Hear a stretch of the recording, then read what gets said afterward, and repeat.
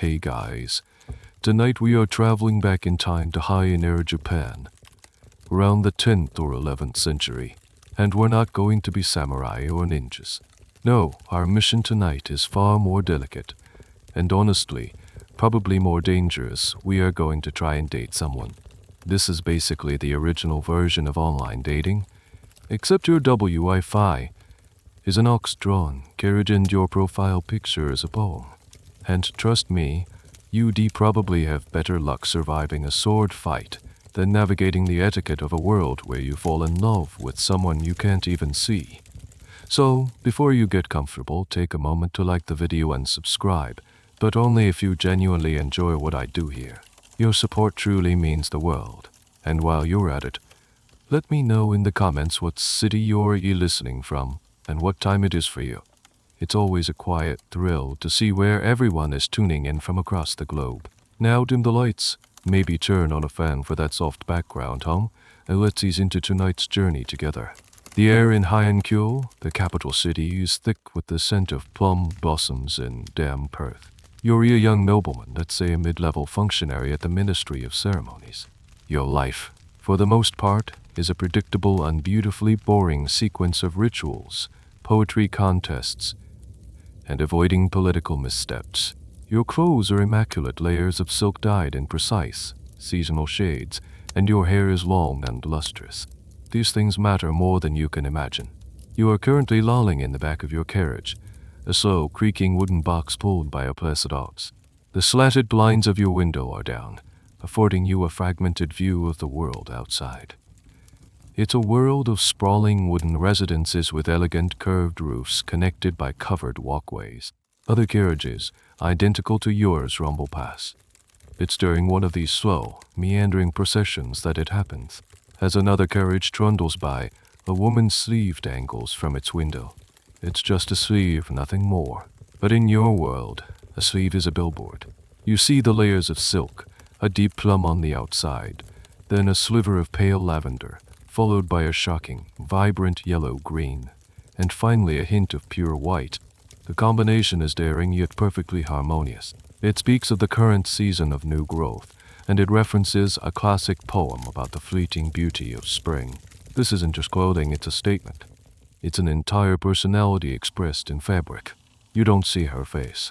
You don't see her form. You have no idea who she is. But you've seen her taste, and you are utterly captivated. That night at a Sikh fueled gathering with your peers, you casually mention the carriage from the Fifth Avenue. The rumor mill, the most powerful force in the capital, begins to grind. Your friends, their attendants, your own servants, they all become amateur detectives. Whispers begin to coalesce. The daughter of the assistant minister of the right, perhaps. No, her family-as carriage has a different crest. Ah, it must be the niece of the esteemed Fujiwara clan member, the one who lives in the quiet eastern ward. They say she's a prodigy on Makoto, the Japanese either. They say her calligraphy is so graceful it looks like drifting clouds or soaring cranes. This is how it begins, not with a smile or a shared glance, but with a piece of fabric and a cascade of hearsay. The woman is a ghost, a concept, an aesthetic ideal. The primary way for a man to interact with a high-ranking woman he wasn't related to was through such indirect means. Noble women were expected to remain almost entirely secluded, hidden behind SUDR bamboo screens, or within the deep interiors of their homes. Their existence was a carefully guarded secret, their value tied to their refinement, purity, and the power of their family. And this is where a fascinating, almost comical bit of Heian life comes in. The obsession with sleeve aesthetics was so intense that some women would artfully arrange their multi-layered sleeves to hang out of their carriage windows or from behind their screens, specifically for public consumption. Historians still debate the true nature of these displays. Was it an innocent expression of personal taste, or a carefully calculated advertisement? A sort of single and ready-to-mingle signal broadcasted to eligible bachelors passing by. It's a question of agency versus expectation, and the line is blurry. Was she genuinely unaware of your gaze, or did she arrange that sleeve knowing full well that a young man like you might see it and be intrigued? You don't care. The seed of obsession has been planted. You have a target. Even if she is faceless, you know the general vicinity of her residence and you have a vague, glowing portfolio of her supposed talents. In your world, that's more than enough to go on. Seeing her face at this stage would be considered improper, even vulgar. Though romance is in the unseen, the attraction built on imagination and elegance. Your mind races, not with what she looks like, but with what she must be like. The woman who chose those colors must be sensitive, intelligent, and perhaps a little melancholy. Now, you have to make the first move, and that move won't be a charming hello. It will be a piece of paper. But this is no mere piece of paper.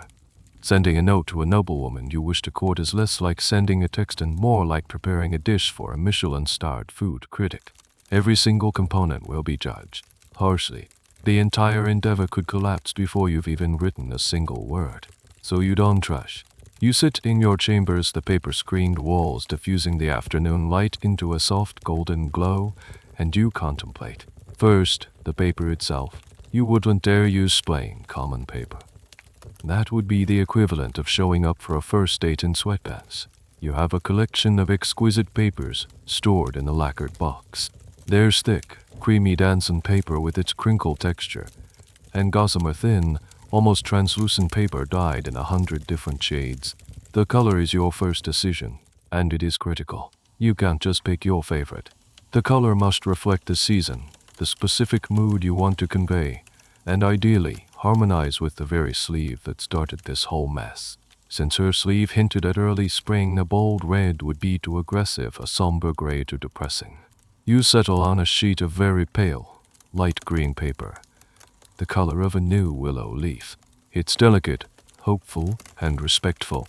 Next comes the ink. You don't choose a pre-made bottle. You take out your inkstone, a smooth dark slate, and a solid stick of pine soot ink. You pour a few drops of clear water onto the stone and begin to grind the ink stick in a slow, circular motion. The sound is calming, a soft, rhythmic scraping. The air begins to fill with the faint, earthy scent of the ink. This ritual focuses your mind. Your calligraphy is, without exaggeration, the most direct expression of your character available to her. It's your voice, your posture, and your intellect, all rendered in brushstrokes. A shaky, hesitant line suggests a weak character. Ink blots suggest a sloppy, careless mind. Your handwriting must be confident but not arrogant, graceful but not overly florid. It's an impossible balance. Now for the content, the actual message. You can't just write, "Saw your sleeve, look nice." That would be appallingly direct. You must compose a waka, a 31-syllable poem in the 5-7-5-7-7 format. The poem must be elusive, indirect, and layered with meaning. It should reference a classic tale, a natural phenomenon, and of course the encounter with her sleeve, all without ever stating any of it plainly. It's a game of poetic hide-and-seek. After much thought, you dip your finest brush into the freshly ground ink, take a deep breath, and let the bristles dance across the page. Your poem might translate to something like, "The hue of a plum glimpsed beyond the carriage screen has stolen my thoughts. Does the branch from which it blooms know the spring it has awakened?" It's subtle. It shows you are paying attention. It complements her taste, frames your interest as a natural and poetic phenomenon, and asks a gentle question, inviting a reply. You reread 12 times. Is it too forward? Too obscure? Historians to this day debate what was more important in these initial exchanges, the technical skill of the poem itself, or the overall aesthetic presentation of the letter. Could a breathtakingly beautiful scrawl with a mediocre poem succeed where a brilliant poem on clumsy paper would fail? The consensus leans toward the packaging being at least as important as the product. The final touches are what elevate this from a mere note to a work of art. You can't just fold it in half. You fold the paper into a long, intricate knot, a specific style of fold that conveys formality and respect. Then, you find a living branch. You walk to a plum tree in your garden, one just beginning to show its tight, pinkish buds. You snip off a small, perfect sprig. This is not just decoration. The flower must match the poem. Attaching a cherry blossom would be a confusing, amateurish mistake. You carefully tie the plum blossom sprig to the folded letter with a delicate strip of twisted paper. And for the final, invisible touch, the scent. You light a stick of prized, a rosewood-based incense in a small ceramic burner. You hold the letter carefully over the fragrant, rising smoke, allowing the scent to permeate the fibers of the paper. When she opens it, the first thing she will experience, before she even sees your handwriting, is this unique, elegant aroma. It will be your calling card. Your scent will literally hang in the air around her as she reads your words. It's an incredibly intimate gesture. You hold the finished product in your hand. The pale green paper, the dark, confident calligraphy, the intricate fold, the living plum blossom, the ghostly, exquisite scent. It is a fragile, multi-sensory declaration of interest. It is your entire personality, distilled into a single beautiful object. Now, all that's left is to get it into her hands, and for that, you must place your fate and this delicate work of art in the hands of a child. Now comes the part that would give any modern person a full-blown anxiety attack. You can't just drop this letter in a mailbox. There are no mailboxes, nor can you, a high-ranking nobleman, stroll up to the residence of another noble family and hand deliveral of note. That would be a catastrophic breach of protocol. You need an intermediary, and that intermediary is more often than not a young boy. You summon one of your pages, a boy of maybe 12 or 13, who serves in your household. HES, not just some random kid. These boys were often the sons of lower-ranking families, serving in aristocratic households to learn etiquette, make connections, and hopefully secure a future position. He shuffles in, all knees and elbows, and bows deeply. His youth is his passport. A young boy can move between the male and female quarters of a great house with a freedom that is unthinkable for an adult man. He can approach the attendants of the noble ladies without causing a scandal. But this also means your entire romantic future now rests on the shoulders of a preteen. You hand him the letter, which suddenly feels impossibly fragile. You give him his instructions, speaking slowly and clearly. He must go to the Fujiwara estate in the Eastern Ward. He must not run, as that would be undignified and might damage the letter. He is to ask for one of the senior ladies in waiting, perhaps a woman named Chujou. He must present the letter with a specific formal bow. And then, and this is the crucial part, he has to wait. This is where your choice of messenger becomes so important. Is he clever? Is he observant? A good messenger wouldn't just drop the letter and leave. He would linger. He would use his youthful innocence as a cloak, keeping his eyes and ears open. He would take note of the ladies' reactions. Did they seem pleased? Annoyed? Did he overhear a whisper about your reputation? Did the lady herself, from behind her screen, ask any questions? The messenger was your spy, your reconnaissance unit. Upon his return, he would be expected to deliver a full report, not just on whether the letter was accepted, in which case the lady's attendant would give him a small gift, but on the general atmosphere of the reception. This reliance on child messengers led to some rather peculiar situations. One of the stranger little facts of Heian life is the surprising amount of power and influence these young pages could wield. They were the gatekeepers of courtly love. A particularly sharp and favorite messenger could become a valuable confidant, offering his own often unsolicited advice. He might tell you, my lord, they seemed very impressed with the plum blossom, or, my lord, I heard one of the younger attendants giggle and say your name. Conversely, a clumsy or lazy messenger could be a disaster. He might drop the letter in a puddle, get distracted by a game of kickball with other pages, or deliver it to the wrong person entirely. The chronicles and diaries of the time, like the pillow book by S.E. Ishona Gion, are filled with anecdotes about these young go-betweens. There are stories of clever boys who successfully navigated complex rivalries and delivered secret messages that changed political fortunes. And there are comical tales of boys who bungled their tasks in the most spectacular ways. Imagine pinning all your hopes on a boy who, halfway to his destination, decides to chase a particularly interesting dragonfly and forgets which house he was supposed to go to. It happened, and so you wait. Your beautifully crafted message is now in the hands of a boy who was probably just complaining about having to practice his own calligraphy lessons. You are completely powerless. You pace the polished wooden floors of your chambers. You tried to read a scroll of Chinese poetry, but the characters swim before your eyes. You stare out at your perfectly manicured garden, but you don't see the raked gravel or the carefully placed stones. You are picturing the scene at her residence. You imagine your messenger arriving at the imposing gate. You see him being led through a series of corridors to the women's quarters. He announces his purpose to a group of ladies in waiting who are likely huddled together, their silken robes a vibrant splash of color in the dim room. They take the letter. There is a moment of silence. One of them, perhaps the senior one, takes it behind the sudare, the bamboo screen, to the unseen lady within. And here is where a great debate among historians lies. How much of this process was genuinely controlled by the noblewoman herself, and how much was managed by her attendants, her NYOBO. These ladies in waiting were not mere servants, they were often educated, well-born women themselves, serving as companions, protectors, and cultural curators for their mistress.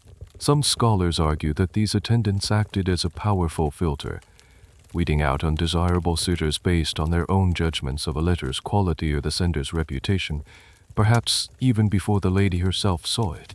Did she even get every letter sent to her? Or was there a formidable wall of female opinion that had to be breached first? It's likely that a woman with a strong personality made her own decisions, but a younger, less experienced lady might have been heavily guided by her more worldly wise entourage. All you can do is hope. Hope that your paper was the right shade of green. Hope that your calligraphy was fluid. Hope that your poem was clever but not arrogant. And above all, you hope that your messenger doesn't get distracted by a butterfly. The minutes stretch into hours. The soft afternoon light has deepened into the orange and purple hues of dusk. The servants have come and gone, lighting the oil lamps that cast long, flickering shadows across the paper screens. Your page has been gone for what feels like an eternity. Every creak of the floorboards, every distant voice from another part of the house, makes you jump. You are caught in a state of suspended animation. A special kind of torment known only to those who have sent a message and are awaiting a reply. This period of waiting was an integral and notoriously agonizing part of the Heian courtship ritual. It was a test of your composure. To show excessive anxiety would be undignified. You are supposed to project an aura of calm, poetic detachment, as if the outcome is of little consequence to you. But inside, your stomach is a knot of anticipation. This wasn't like waiting for a text message, where the immediacy of technology creates its own kind of nervous energy. This was a slow, drawn-out process, where the silence itself became a form of communication. A quick reply was a sign of keen interest. A delayed reply could mean anything. She was busy. She was composing a suitably brilliant response. She was unimpressed and considering not replying at all. Or, worst of all, she was consulting with her family and attendants on how to politely reject you. You try to distract yourself. You call for your attendants to prepare your evening meal, a simple but elegant affair of steamed rice, grilled fish, and some pickled vegetables. You eat slowly, deliberately, but the food tastes like ash. Your mind is elsewhere, imagining your beautiful letter being scrutinized, dissected, and judged. You picture the women behind the screen. Are they laughing at your poem? Are they admiring your choice of paper? Is your very existence being debated by a committee of silk-clad critics you've never met? This is a good moment to appreciate the sheer pressure these people lived under. Every aspect of their lives was aestheticized and ritualized. Social survival depended on having impeccable taste. A clumsy a more poorly chosen gift could not only ruin your romantic chances but also damage your reputation at court. In this world, good taste was a form of currency as valuable as land or titles, and the judgment was constant. Your peers, your superiors, your potential love interests, everyone was a critic. As night deepens, a different kind of anxiety begins to set in. What if no reply comes at all? A complete lack of response was the ultimate, most devastating rejection. It was a silent, crushing statement that you were not even worthy of the effort of a polite refusal.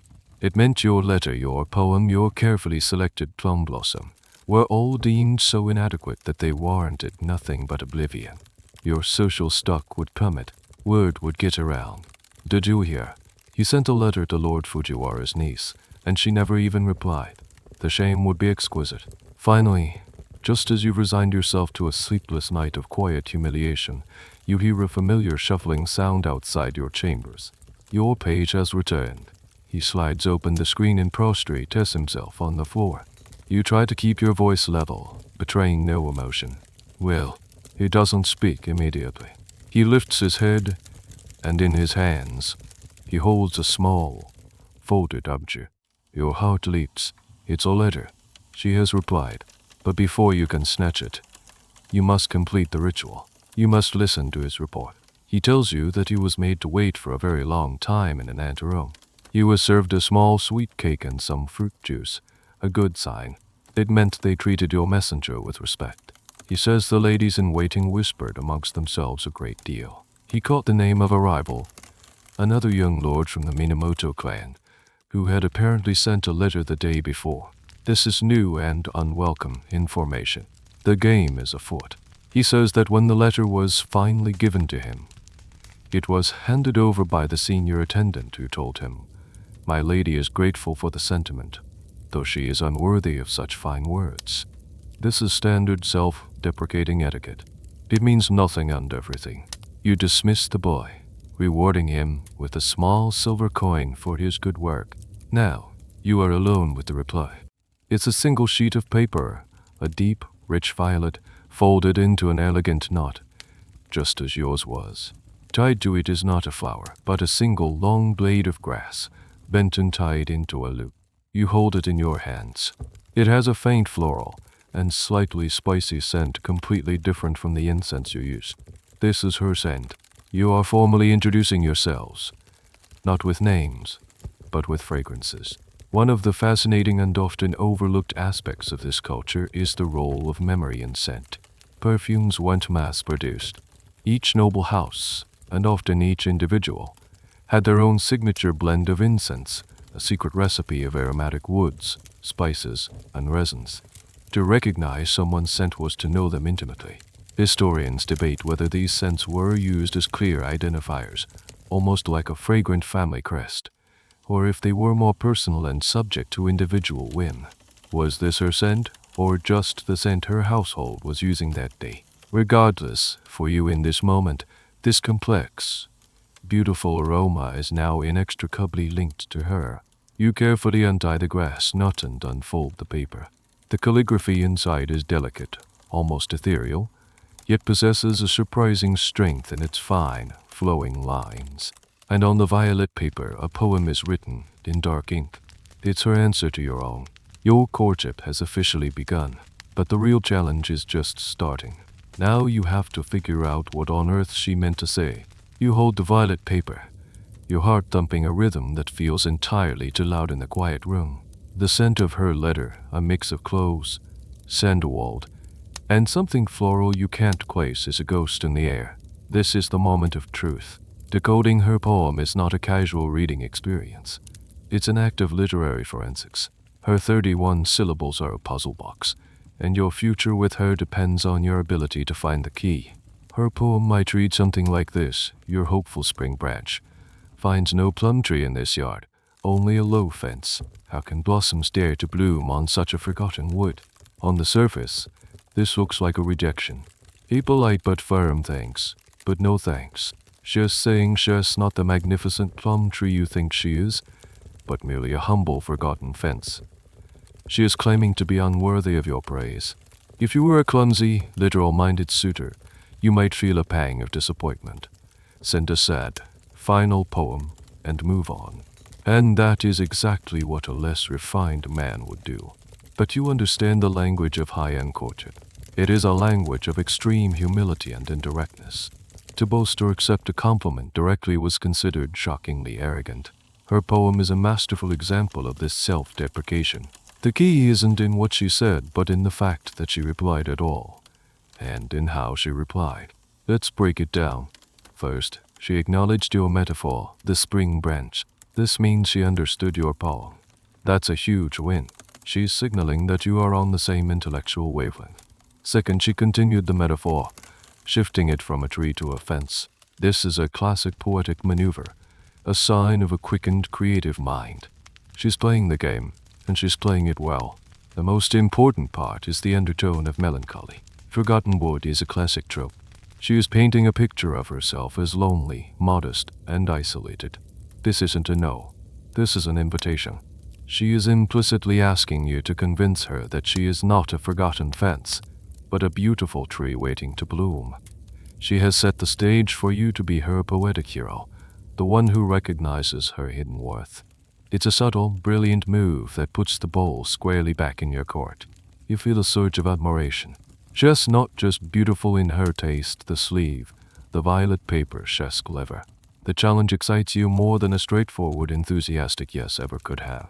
Now you must craft a response that validates her faint humility, while gently refuting it, all within the tight constraints of the waka form.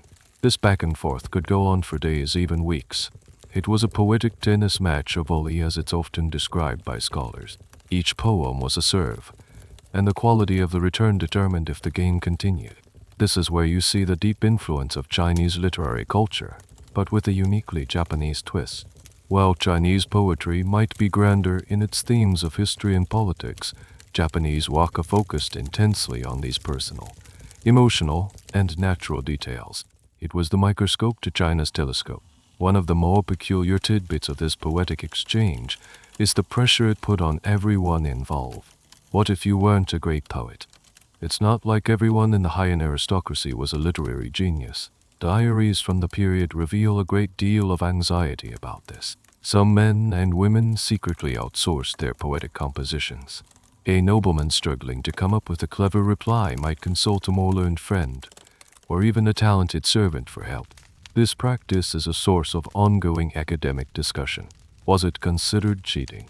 Or was it simply a practical recognition that not everyone could be a poetic prodigy, and that having the good taste to recognize a good poem was a skill in itself? Think of it as hiring a ghostwriter for your dating profile. The line between personal expression and curated performance was, as always, incredibly thin. You, however, are confident in your own skills. You spend the next hour pacing, drafting lines on scrap paper, whispering syllables to yourself to test their rhythm. Your response needs to be perfect. You decide to pick up her fence metaphor and run with it. You grind a fresh batch of ink, select a handsome sheet of gray paper to convey a certain seriousness, and you write, if you are the fence, then what purpose has the yard without your shelter? The smallest vine will seek you, to find a place to blossom. There, you've accepted her premise, she's a fence, but you've reframed it. The fence is no longer a symbol of neglect, but one of essential shelter and support. You are the smallest vine, humbling yourself in turn, and suggesting that your potential can only be realized through her.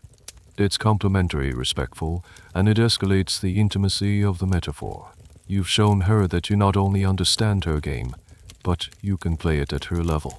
You attach this new poem to a stalk of bamboo grass, a direct reference to her letter's decoration, showing you pay attention to every detail. You perfume it with your signature scent, a silent reminder of who you are. Then you call for your young page once more. The volley continues, and with each exchange, the air between you, to people who have never met, becomes thicker with shared words, shared metaphors, and a carefully constructed, almost architectural, form of intimacy. The poetic tennis match intensifies. Your messenger boy is getting a surprising amount of exercise, trotting back and forth between your residence and hers. With each exchange, the stakes get a little higher, the poems a little more personal. You are building a relationship out of ink and delusion. You learn to read the subtle signals in her letters. The choice of paper color, for instance, becomes a mood ring. A bright, cheerful color one day might suggest she's in good spirits. A more somber, gray-tone paper might hint at a touch of melancholy, which in Heian aesthetics is not necessarily a bad thing. A little fashionable sadness was considered a mark of a sensitive soul. You've moved beyond the initial getting to know you phase and into a more complex, emotional dialogue. Your poems begin to touch on more intimate subjects. You might allude to a dream you had, or the sound of the rain at night, wondering if she hears it too. She might reply with a verse about the loneliness of the evening, or the beauty of the moon, implicitly inviting you to share in her solitary will. You are creating a private universe of shared images. You both know what the fence means now. You have inside jokes, but they are written in the 5-7-5-7-7 syllable structure. This extended poetic exchange was essential. It was a filtering process. It allowed both parties to gauge the other's intelligence, sensitivity, and cultural refinement long before any more serious steps were taken. It was an incredibly inefficient system by modern standards, but it was designed to prevent a terrible mismatch of sensibilities. A marriage in the Heian aristocracy was about many things: politics, wealth, family alliances, but for the individuals involved, a life spent with someone who didn't understand your poetic references was a horrifying prospect. This was their way of checking for intellectual and emotional compatibility. You're now several letters deep into this exchange. You feel you know her. You know her wit, her melancholic streak, her impeccable taste in stationery. The desire to actually meet her, to hear her voice, has become a constant, low hum of longing in the back of your mind. And then, one day, the message that arrives is different. It's not a poem. Or rather, it's not just a poem. This time, her letter, delivered by your now very familiar page, contains a short, prose message below the waka. It is written in a graceful, flowing hand, and it is an invitation. It doesn't say, "Come and visit me." That would be far too direct. Instead, it might say something like, "The chrysanthemums in our garden are said to be particularly lovely this evening. It is a shame they bloom with so few to appreciate them." This is it, the signal you've been waiting for. It's an invitation to a meeting, but on very specific terms. You are being invited to her family's home, but you will not see her. You will be positioned on the veranda, outside the main room of the women's quarters. She will be inside, hidden behind a sudare, a heavy bamboo screen. You might, if you are very lucky, catch a glimpse of a shadow, a silhouette, the hem of a robe, but her face will remain a mystery. This practice is one of the most iconic and, to modern eyes, bizarre aspects of Heian courtship. The idea of having a first date where you are separated by a screen seems almost comical. Yet, it was the absolute height of propriety. It allowed for a conversation, a chance to hear each other's voices for the first time, without the vulgarity of a direct visual encounter. One of the less talked about elements of this arrangement is how much of an advantage it gave to the woman. Behind her screen, she and her attendants could observe you, your clothes, your posture, your mannerisms, quite clearly, while you could see almost nothing of them. You are on display, she is the audience. Historians have long debated the power dynamics of the sudare. Was it a cage, a symbol of the woman's confinement? Or was it a fortress, a position of power from which she could judge a suitor without being judged herself? The answer is likely both. It enforced her seclusion, but also gave her a significant tactical advantage in the delicate dance of courtship. Your preparations for this date are intense. You bathe, you meticulously style your long hair, and most importantly, you select her outfit. This is not just about looking good. Your layered robes must be perfect. The color combinations must be sublime, the silks of the highest quality. But there's another, more important sensory element you need to perfect your scent. You will be a voice in the darkened, a walking potpourri. Your personal fragrance is your avatar. You spend hours blending and burning incense, allowing the rich, complex smoke to permeate every layer of your silk robes. This signature scent will precede you, and it will linger in her chambers long after you've gone. It is a crucial part of the impression you will make. You are not just getting dressed, you are curating a multi-sensory experience. As evening falls, you set out in your ox carriage, your heart pounding with a mixture of excitement and sheer terror. You fall into the mind of a poet. Now you will finally hear her voice. Your ox-drawn carriage sways rhythmically, a gentle rocking that does absolutely nothing to calm your nerves. The journey, though not long, feels like a pilgrimage. You arrive at the gates of her family's estate. It's grander than yours, with a long whitewashed wall and an imposing tiled roof over the main gate. Your page announces your arrival, and the gates swing open. You are not a stranger. Your reputation and your family name have preceded you. But tonight, you are here as a suitor, and the air is thick with unspoken meaning. You are led by a quiet attendant through a series of covered walkways that wind around a magnificent garden. The chrysanthemums she mentioned in her letter are indeed in full bloom, their vibrant yellow and white heads glowing like lanterns in the twilight. The air is cool and smells of damp earth and pine. Everything is designed to be beautiful to create a specific mood. You are walking through a living town. Finally, you reach the veranda of the women's quarters. The main building is dark, but you can see the soft, flickering glow of oil lamps from within. And there it is, the sudare. It's a screen of finely split bamboo held together with green silk cords, stretching across the wide opening of the room. It's more substantial than you imagined. It doesn't just obscure the view, it erases it. You can make out vague shapes, hints of movement, the shifting play of light and shadow, but nothing more. She is in there, perhaps only a few feet away, but she might as well be in another world. An attendant directs you to a silk cushion placed on the polished wooden veranda. Use it, arranging the voluminous folds of your robes around you as gracefully as you can. You are acutely aware that you are being watched, not just by her, but by her entire entourage of ladies in waiting.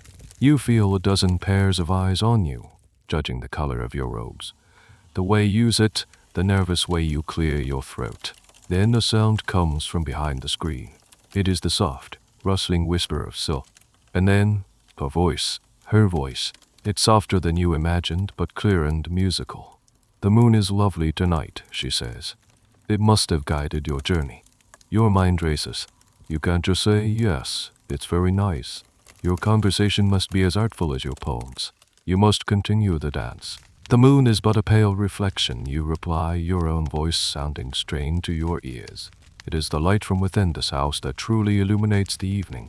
A soft, appreciative laugh, like the chiming of a small bell, comes from behind the screen. You did it. Your first exchange was a success. You haven't made a fool of yourself. The conversation flows, but it is a strange, disembodied dialogue. You speak to a bamboo wall. You have no facial expressions to read, no body language to interpret. You are relying purely on the sound of her voice, her choice of words, her timing. You learn more from her pauses than from her sentences. This highly ritualized, almost theatrical form of dating is a source of fascination for scholars. It raises a fundamental question. What did love mean to the Heian aristocracy? It certainly wasn't based on physical appearance in the way we understand it today. It was an attraction to an aesthetic and intellectual ideal. You fell in love with a person's taste, their handwriting, their poetic skill, and now, their voice. The physical person was secondary, a vessel for these more important qualities. Historians still debate whether this system created deeper, more meaningful connections based on intellect, or if it simply encouraged people to fall in love with a fantasy, a curated projection that might have little to do with the real person behind the screen. As you talk, you become more attuned to the sounds from her world. You hear the faint clink of a ceramic piece, perhaps a cup being set down. You hear the whisper of a fan. At one point, you hear her attendants giggling softly, and she gently chides them. These small auditory clues are all you have. They are tiny windows into her hidden life, and you treasure each one. One of the more quirky and humanizing details from this era comes from diaries and tales that describe the anxieties on both sides of the screen. While the man was worried about his appearance and conversation, the woman had her own set of concerns. What if her voice sounded shrill? What if she stumbled over a word? There are accounts of women practicing their enunciation or worrying that a sudden cough might ruin the refined atmosphere. They were performing just as much as the men were. You talk for what seems like hours, the moon climbing high into the night sky. You speak of poetry, of the changing seasons, of the subtle beauty of the fading autumn leaves. The conversation is never about yourselves, not directly. You don't ask, "What are your hobbies?" You infer them. You learn of her skill with the koto not by asking, but by discussing a famous piece of music and hearing the expert knowledge in her reply. She learns of your interest in gardening by the way you describe the chrysanthemums. It's a conversation built on inference and illusion. Eventually, a senior attendant's voice from behind the screen gently declares that the hour is growing late. It's a polite dismissal. The date is over. Your eyes bow deeply to the bamboo screen and take your leave. As you walk back through the moonlit garden, her voice and the ghostly memory of her scent follow you. You have not seen her face. You do not know what she looks like, but you are more hopelessly in love than ever. In the days following your screen date, you find yourself replaying every word, every laugh, every rustle of silk in your mind. The memory of her voice is a constant companion, but your work is far from over. The courtship has entered a new, more intense phase. Now that you've established a verbal connection, the nonverbal signals become even more important. And one of the most critical aspects of your presentation is, as always, your wardrobe, but not just for its visual appeal. You must dress for your smell. This is a concept that might seem strange to us, but for the Heian nobility, personal fragrance was a massive part of one's identity. The art of blending incense, called takamona, was a highly respected skill. It wasn't just about dabbing on a bit of perfume. It involved creating complex, signature scents and infusing them deep into the fibers of your clothing. Your scent announced your presence before you even spoke, and it lingered as a powerful reminder after you left. You have your own personal recipe, a blend of expensive imported materials like aloes wood, sandalwood, cloves, camphor, and musk. You might spend an entire afternoon in a small, dedicated room, carefully grinding these ingredients with a mortar and pestle, mixing them with a binding agent like honey or plum pulp to form small pellets. The exact recipe was often a closely guarded secret, passed down through a family or developed by an individual with a particularly sensitive nose. Once you have your incense blend, the real process begins. You don't just burn it in the room. You have a special contraption, a large dome-shaped wicker frame called a fusco. You place a ceramic incense burner with your smoldering pellets underneath this frame. Then you carefully drape your robes over the top. It looks a bit like you're dressing a headless ghost. The fragrant smoke rises, trapped by the layers of silk, slowly and thoroughly permeating the fabric. You would leave a set of robes on the fusco for hours to ensure the scent was deep and lasting. This wasn't a last-minute preparation. It was a constant, ongoing part of your daily routine. A gentleman of taste would have multiple sets of robes, each perfumed and ready, stored in a special cabinet to retain the fragrance. A poorly scented or, heaven forbid, unscented robe was a sign of laziness or a lack of refinement.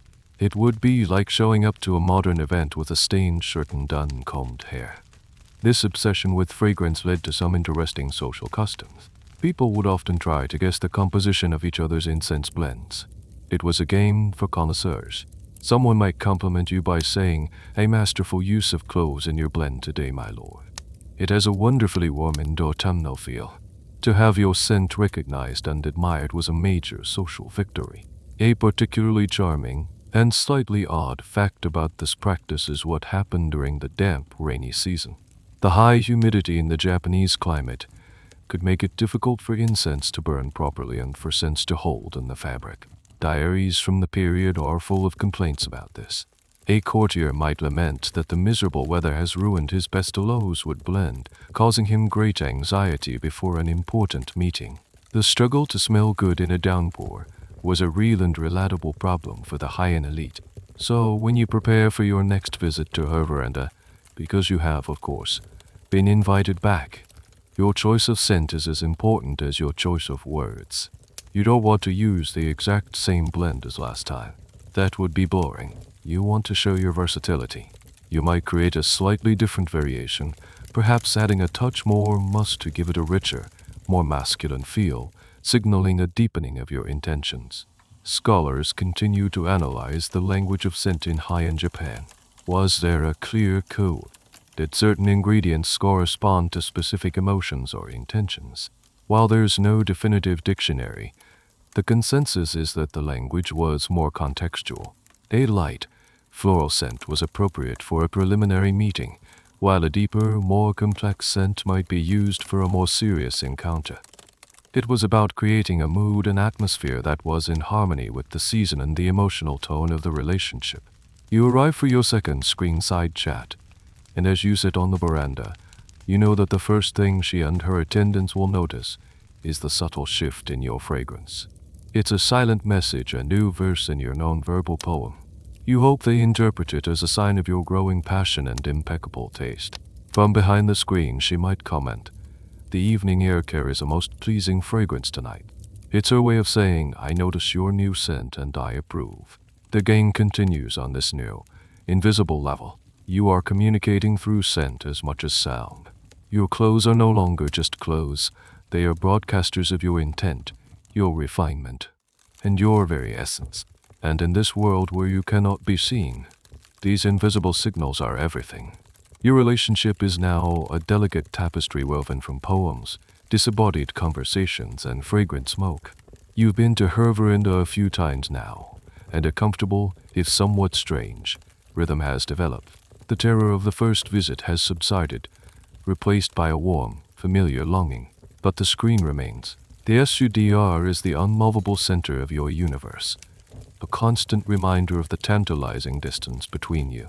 Because your sense of sight is denied, your other senses have become incredibly sharp. You are learning to read a whole new language of sound. Use it on the polished wood of the veranda. Close your eyes for a moment and just listen. The world behind the screen comes alive in auditory detail. You can now distinguish the soft, shuffling footsteps of the senior attendant from the quicker, lighter steps of the younger girls. You can hear the rustle of different fabrics. Silk has a crisp, whispering sound, while heavier brocades make a more muted, substantial sigh. You try to imagine the colors of the robes based on the sounds they make as the women move. It's a game you play in your head, picturing a world you cannot see. The most magical moments are when she plays her koto. Sometimes, in the middle of a conversation, she will pause and say, "Words fail to capture the beauty of this moonlight. Perhaps music can speak more clearly." Then, from behind the screen, the first notes of the zither will spill into the night air. The music is clear, elegant, and full of a profound, beautiful sadness. In the Heian court, this quality of beautiful sadness, known as mono no aware, was the highest form of emotional undesthetic expression. It was a sensitivity to the transient, fleeting nature of life and beauty. Her music is filled with it. You listen utterly captivated. Her music tells you more about her than her words ever could. You can hear her sensitivity in the gentle vibrato of a single plucked string, her confidence in the clean, fast-paced passages, her pensive nature in the deep, resonant chords. This is her soul, translated into sound. This was a common and highly intimate form of communication. For a woman to play music for a suitor was a significant gesture, a private performance that was far more personal than any poem. While sight was restricted, sound was a legitimate and celebrated way to experience a person. The quality of a person's voice and their musical talent were considered direct windows into their breeding and inner character. A beautiful voice or a mastery of an instrument could make someone highly desirable, sight unseen. This brings us to a rather funny and very human aspect of these encounters. Men would sometimes try to cheat. Knowing they were being judged on their auditory refinement, they might deliberately bring up a topic they had extensively studied for. A man who knew his potential love interest was an expert on a particular type of Chinese poetry might spend a week memorizing obscure verses to impress her with his supposed knowledge. It was the Heian equivalent of quickly Googling a band your date likes just before you meet them. An even more debated topic among academics is the extent to which men tried to catch a glimpse of the women behind the screen. Was it a sacred barrier that was never breached, or was there a constant game of cat and mouse? The epic tale of the era, the tale of Genji, is filled with scenes of its hero, the shining prince Genji, peeking through gaps in screens, fences, or hedges to spy on women. This act was known as kaimami. It was considered scandalous, improper, and deeply thrilling. The historical debate rages on.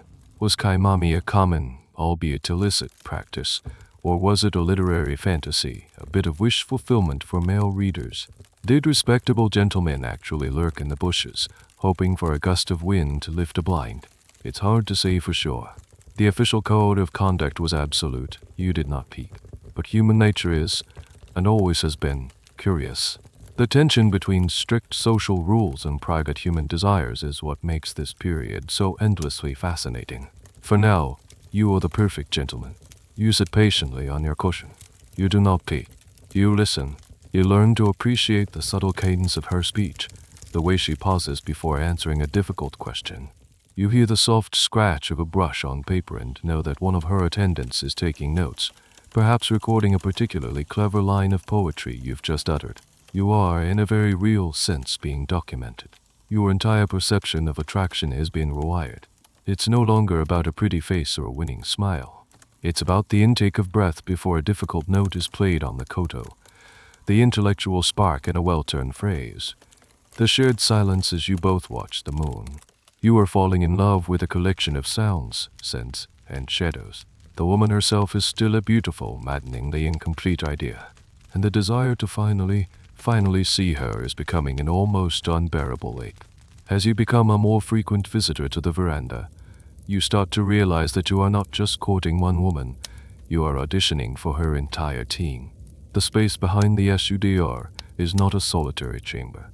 It is a bustling, all-female world, and her ladies-in-waiting, the NYOBO, are the gatekeepers, critics, and commentators of your burgeoning romance. These women are not silent observers.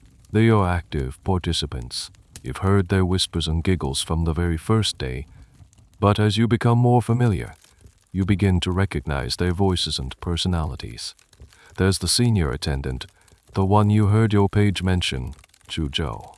Her voice is low and steady, and she occasionally interjects with a sharp, intelligent question, testing your knowledge or wit. She is the guardian. Then there are the younger ones, whose suppressed laughter sometimes breaks through after you've made a particularly charming comment. They are the enthusiastic audience. You understand that winning over this entourage is just as important as winning over the lady herself. Her attendants are her confidants, her advisors, and her protectors. After you leave, you know they will gather around her for a thorough debriefing. They will dissect your every word. Did you notice how he referenced that obscure poem from the Meniyoshu? Very impressive. Or his centonite was a bit too heavy on the camphor, don't you think? A little ostentatious. You are a subject of intense group analysis. This creates a unique social pressure. You have to be charming, but not so charming that you seem like a frivolous flirt.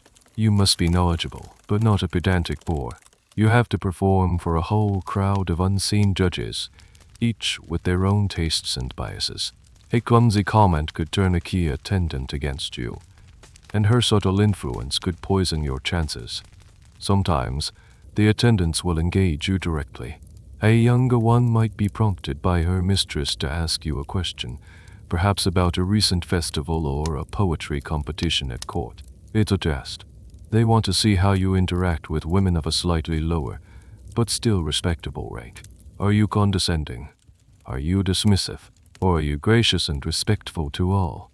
Your character is being evaluated from all angles. The power and influence of these ladies-in-waiting is a major theme in Heian literature, from the tale of Genji to the Pillow Book. These women were often highly educated and politically savvy. A trusted NYOBO for a high-ranking lady, especially one who might become an imperial consort, could wield significant indirect power. They managed their lady's social life, curated her library, advised her on fashion and poetry, and acted as a formidable intelligence network. Ignoring them was a fool's errand. This leads to a fascinating and slightly strange aspect of the courtship process, the strategic befriending of the entourage. A savvy suitor might try to win favor with a specific lady-in-waiting. You might, for example, learn that the senior attendant, Chuzhou, is a great admirer of a certain calligrapher. In your next poetic exchange, you might subtly mimic that calligrapher's style in a way that only a true connoisseur would recognize. It's a secret message, a nod to her signaling, "I see you. I respect your taste." There is a long-standing academic debate about the nature of the relationships between suitors and these attendants. Was it purely a strategic game of influence, or did genuine friendships, or even flirtations, develop on the side? The literature is ambiguous. In some stories, a suitor develops a playful, witty rapport with an attendant, using her as a friendly go-between. In others, the lines get blurry, leading to complications, jealousy, and drama. The enclosed, intimate world of the women's quarters was a hotbed of complex social dynamics, and you, the male suitor, are the foreign element disrupting it. Your arrival causes ripples you cannot even see. One evening, as you are waxing poetic about the beauty of the autumn dew, you make a small, self-deprecating joke. From behind the screen, you hear not just the lady's musical laugh, but a wave of genuine, warm laughter from her attendants as well. It's a small thing, but it feels like a major victory. You have broken through their formal reserve. You are no longer just an anonymous suitor on the veranda. You are a welcome source of entertainment. You are, for the moment, the hit show with a recurring time slot. You are building alliances, not just a romance. You are learning to navigate a complex female social world without ever seeing it. It requires a different kind of intelligence, a sensitivity to nuance, and a whole lot of patience. You know that if you can win the approval of the tough critics and the adoring fans in her inner circle, the path to the leading lady herself will be much, much smoother. The screen may still be there, but you can feel the emotional distance between you and that hidden world beginning to shrink. Just as you feel you're making real progress, that you've mastered the art of screen-side conversation and won over the shadowy jury of attendants, you are reminded that you live in a world governed not by logic, but by 1,000 invisible rules of superstition and cosmic fortune. The Heian world was saturated with beliefs in spirits, omens, and auspicious or inauspicious directions. One wrong move, one unlucky day, and all your carefully laid plans could be for nothing. One morning you wake up feeling confident. You've composed a particularly brilliant poem for her, and you're planning to visit her veranda that evening. You are getting dressed when your most trusted servant comes in with a worried look on his face. "My lord," he says, his voice low, "I have consulted the almanac. Today is an unlucky day. The heavens are not aligned for travel to the east." Your heart sinks. Her residence is in the eastern ward, according to the complex system of Onmyodu, a sort of esoteric cosmology that blended natural science, astronomy, and occultists. Traveling in an unlucky direction on a given day could invite disaster. It could lead to illness, misfortune, or the displeasure of the spirits. To ignore such a warning would be reckless, not just for you, but for the person you were visiting. Showing up at her house would be the equivalent of bringing a curse as a housewarming gift. So, you can't go. You can't send a letter because that would also be traveling in the unlucky direction. You are, for the entire day, trapped by cosmic forces beyond your control. This wasn't a rare occurrence. It was a constant feature of Heian life. Journeys were postponed, meetings cancelled, and government business halted, all because of an unfavorable astrological forecast. This is where the concept of kata taigei, or direction changing, comes in. It's one of the most wonderfully bizarre and logistical nightmares of the era. If you absolutely had to travel in a forbidden direction, you couldn't go directly. You would have to first travel in a neutral or auspicious direction, stay the night at a friend's house or a temporary lodging, and then proceed to your destination from this new starting point the next day. This would, in theory, trick the malevolent spirits or sidestep the bad luck. It turned a simple 20-minute carriage ride into a today multi-stop ordeal. These beliefs permeated every aspect of life. A sneeze at the wrong moment could be a bad omen. A crow cawing in the garden could be a portent of doom. The way a flame flickered in a lamp could be interpreted as a message from the ancestors. People's lives were governed by a constant, low-grade anxiety about offending the spirit world. Historians have long debated the true function of these superstitions. Were they a genuine, deeply felt religious belief system, or were they a convenient social tool? Some scholars argue that these rules, while seemingly restrictive, provided a perfect excuse to get out of unwanted social obligations. Don't want to attend a boring poetry party. Oh, so sorry. The direction is unlucky today. Can't make it. It was the ultimate, unarguable get-out-of-jail-free card. For a society obsessed with politeness and avoiding direct confrontation, blaming the stars was a perfect way to say no. For you, however, this is no mere convenience. It's a genuine source of frustration. You are on a roll, your romance is blossoming, and now you have to take an unscheduled day off because the stars are in a bad mood. This interruption gives you time to worry. What if she misinterprets your absence? What if she thinks you've lost interest? You also have to consider the omens and beliefs from her side. Her family has their own astrologers, their own set of fears. You might arrive on a perfectly safe day according to your own calculations, only to be turned away because someone in her household had an unlucky dream. A story in the pillow book tells of a suitor being sent away because the lady's dog had puppies, an event that was somehow deemed to be polluting. The natural world was a constant source of signs and symbols. The garden outside, however, and it wasn't just a collection of plants. It was a theater of omens. A sudden gust of wind that rattles the sudare could be seen as a sign of an unstable spirit in the vicinity. The call of a cuckoo, a bird heavily associated with the land of the dead, could cast a pall over an entire evening. You had to be a part-time naturalist and a part-time exorcist just to get through a date. This constant background noise of supernatural dread added another layer of complexity to a process that was already mind-bogglingly intricate. It meant that your courtship wasn't just a two-person affair or even a group affair, including the attendants. It was a cosmic event, subject to the whims of the moon, the stars, and any number of unseen gods, demons, and ancestral ghosts. So you wait out the unlucky day, fuming quietly in your chambers. You practice your calligraphy, trying to soothe your nerves. You know that this is part of the package. To love a woman in Heian Japan is to accept that your plans will be perpetually at the mercy of the celestial bureaucracy. You can only hope that tomorrow will be more auspicious, and that the spirits that haunt the eastern ward are in a better mood. After the cosmically enforced delay, you are finally able to resume your visits. The rhythm returns, and the connection you feel, this strange, disembodied intimacy, deepens. You are feeling confident, perhaps even a little smug. You've navigated the poetry, the screen, the attendance, and the astrological charts. Truly you are the front runner for her affections. It is on a cool autumn evening, while you are waiting on her and for the conversation to begin, that you hear it. It's the unmistakable sound of another ox-drawn carriage arriving at the estate. This is not unusual. Her father is an important man with many visitors. But then you hear the voices. A page just like yours announcing a guest. And the name he says is one you know all too well. The young lord from the Minamoto clan. The one your page had mentioned on his very first visit. Your rival. A cold knot of dread forms in your stomach. He is not here to see her father. He is here for her. You are not the only one playing this game. The attendant who greets you on the veranda seems a little flustered. She informs you with an apologetic bow that the lady is indisposed this evening and will not be able to receive you. It's a polite but clear dismissal. You have been sent away because another suitor has arrived. As you are escorted back through the garden, you pass the Minamoto lord.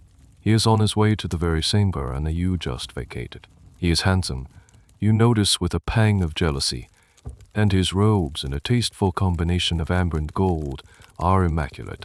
He gives you a polite, almost imperceptible nod.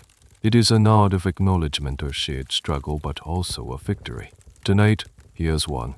This was the harsh reality of Heian courtship. It was rarely an exclusive affair in the early stages. A desirable young woman from a powerful family would likely have multiple suitors at the same time. They were all sending poems, all trying to secure visits, all vying for her attention. It was a competition, and the lady and her family were the judges. You retreat to your carriage, your mind racing. Who is this Minamoto lord? What is his poetry like? Is his incense blend more sophisticated than yours? The rivalry wasn't just about personal affection. It was a clash of families, of aesthetics, of reputations. Your success or failure would reflect not just on you, but on your entire clan. The presence of a rival introduces a whole new layer of strategy and anxiety. You now have to consider his moves. You might hear through the relentless Heian gossip mill that he sent her a fan with a poem painted on it. Now you have to come up with a gift that is even more clever and tasteful. It's a game of one-upmanship played with silk, paper, and poetry. One of the more fascinating and frankly exhausting aspects of this rivalry was the waiting game outside the lady's gate.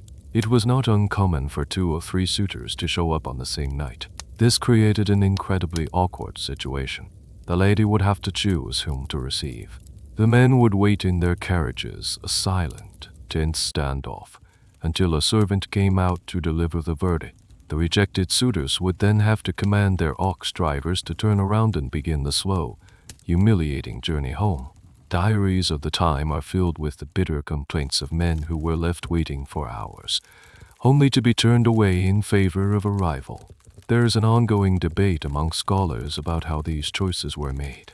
Was it purely based on the lady's personal preference, or was it a cold, political calculation made by her father? The Minamoto lord, for instance, might come from a family that is politically more advantageous for an alliance. Your beautiful poetry might be no match for his family's connections to the imperial region. This is the point where romance and realpolitik collide. The academic question remains, how much agency did the woman herself have in choosing a suitor when powerful family interests were at stake? Could she champion a man with a beautiful soul but a less impressive pedigree over a powerful but dull rival? The literature suggests it was a constant struggle. As you sit in your carriage, stewing in your own frustration, you realize you have two options. You can give up, conceding that the competition is too fierce, or you can double your efforts. You must become more brilliant, more charming, more unforgettable. Your next poem has to be a masterpiece. Your next visit must be so dazzling that she forgets the Minamoto lord's name. The discovery of a rival has changed the very nature of your courtship. It is no longer a private, poetic dialogue. It is a public contest. You are not just trying to win her heart. You are trying to defeat an opponent. This new pressure forces you to be more creative, more daring. You can't just be pleasant anymore. You have to be memorable. The game has suddenly become much more serious and far more interesting. The sting of being turned away in favor of your Minamoto rival galvanizes you. Pleasantries are over. It's time to escalate. The poetic volleys and screen-side chats are no longer enough. You need to give her something tangible, a physical object that represents your taste and devotion, something that can sit in her chambers and silently argue on your behalf long after you've gone home. It's time to send a gift. But like everything else in this world, giving a gift is a minefield of unspoken rules. You can't send something expensive or overly lavish. That would be seen as a crude attempt to buy her affection. The gift must be, above all, tasteful. Its value must be aesthetic, not monetary. You ponder the perfect object. A rare, beautifully bound book of poetry. An exquisite inkstone. These are good options, but they feel too academic, too impersonal. You need something that speaks of romance. You decide on a fan. A fan in Heian Japan was not just a tool for keeping cool. It was an essential accessory, a canvas for art, a medium for communication, and a powerful symbol. The Hyogi, or cypress fan, was made of thin slats of Japanese cypress wood, stitched together with silk thread. They were used by both men and women at court. The key was in the decoration. You don't just buy a fan. You commission it. Or, if your skills are up to the task, you create it yourself. You acquire a blank fan of the finest, smoothest cypress wood. The surface is then prepared for painting. You decide on a scene that is both beautiful and meaningful. You paint a flock of plovers flying over a windswept beach at dawn. It's a classic, poetic image, one often associated with longing and the beauty of a lonely shore. The painting is delicate, using minimal, elegant brushstrokes. It shows your artistic skill, your appreciation for nature, and it carries a subtle emotional weight. But the masterstroke is the poem. On one of the outer slats of the fan, you write a waka that connects the painting to your feelings for her. It might say something like the lonely plover, my heart cries out on the shore, searching for a sign. Will the dawn you paint reveal a path across the water? You are linking yourself to the lonely bird in your painting, and you're framing her as the dawn, the source of light and hope. It's a multi-layered interactive gift. She can look at the painting, read the poem, and use the fan in her daily life. It's a constant, beautiful reminder of your existence and your artful devotion.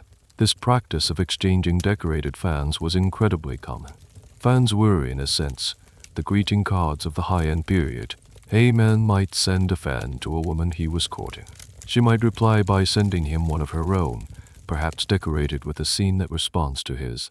A whole silent conversation could be had through a series of exchanged fans. One of the more charmingly specific customs involved what a woman would do if she accepted the gift. She would not keep the original fan. Instead, she would have a copy made, or she might offer a different fan of her own in exchange. To keep the original gift was sometimes considered a bit forward. The exchange was what mattered. The real gift was the shared aesthetic experience. The language of gifts extended beyond fans. Woman might send a man a robe that she had sewn herself. This was an incredibly intimate gesture as it implied a level of domesticity and care. The man, in turn, was expected to wear it, especially when visiting her, as a sign of his appreciation. Scholars still debate the precise etiquette of these exchanges. For instance, if a man received a robe, was he expected to send a gift of equivalent intimacy in return?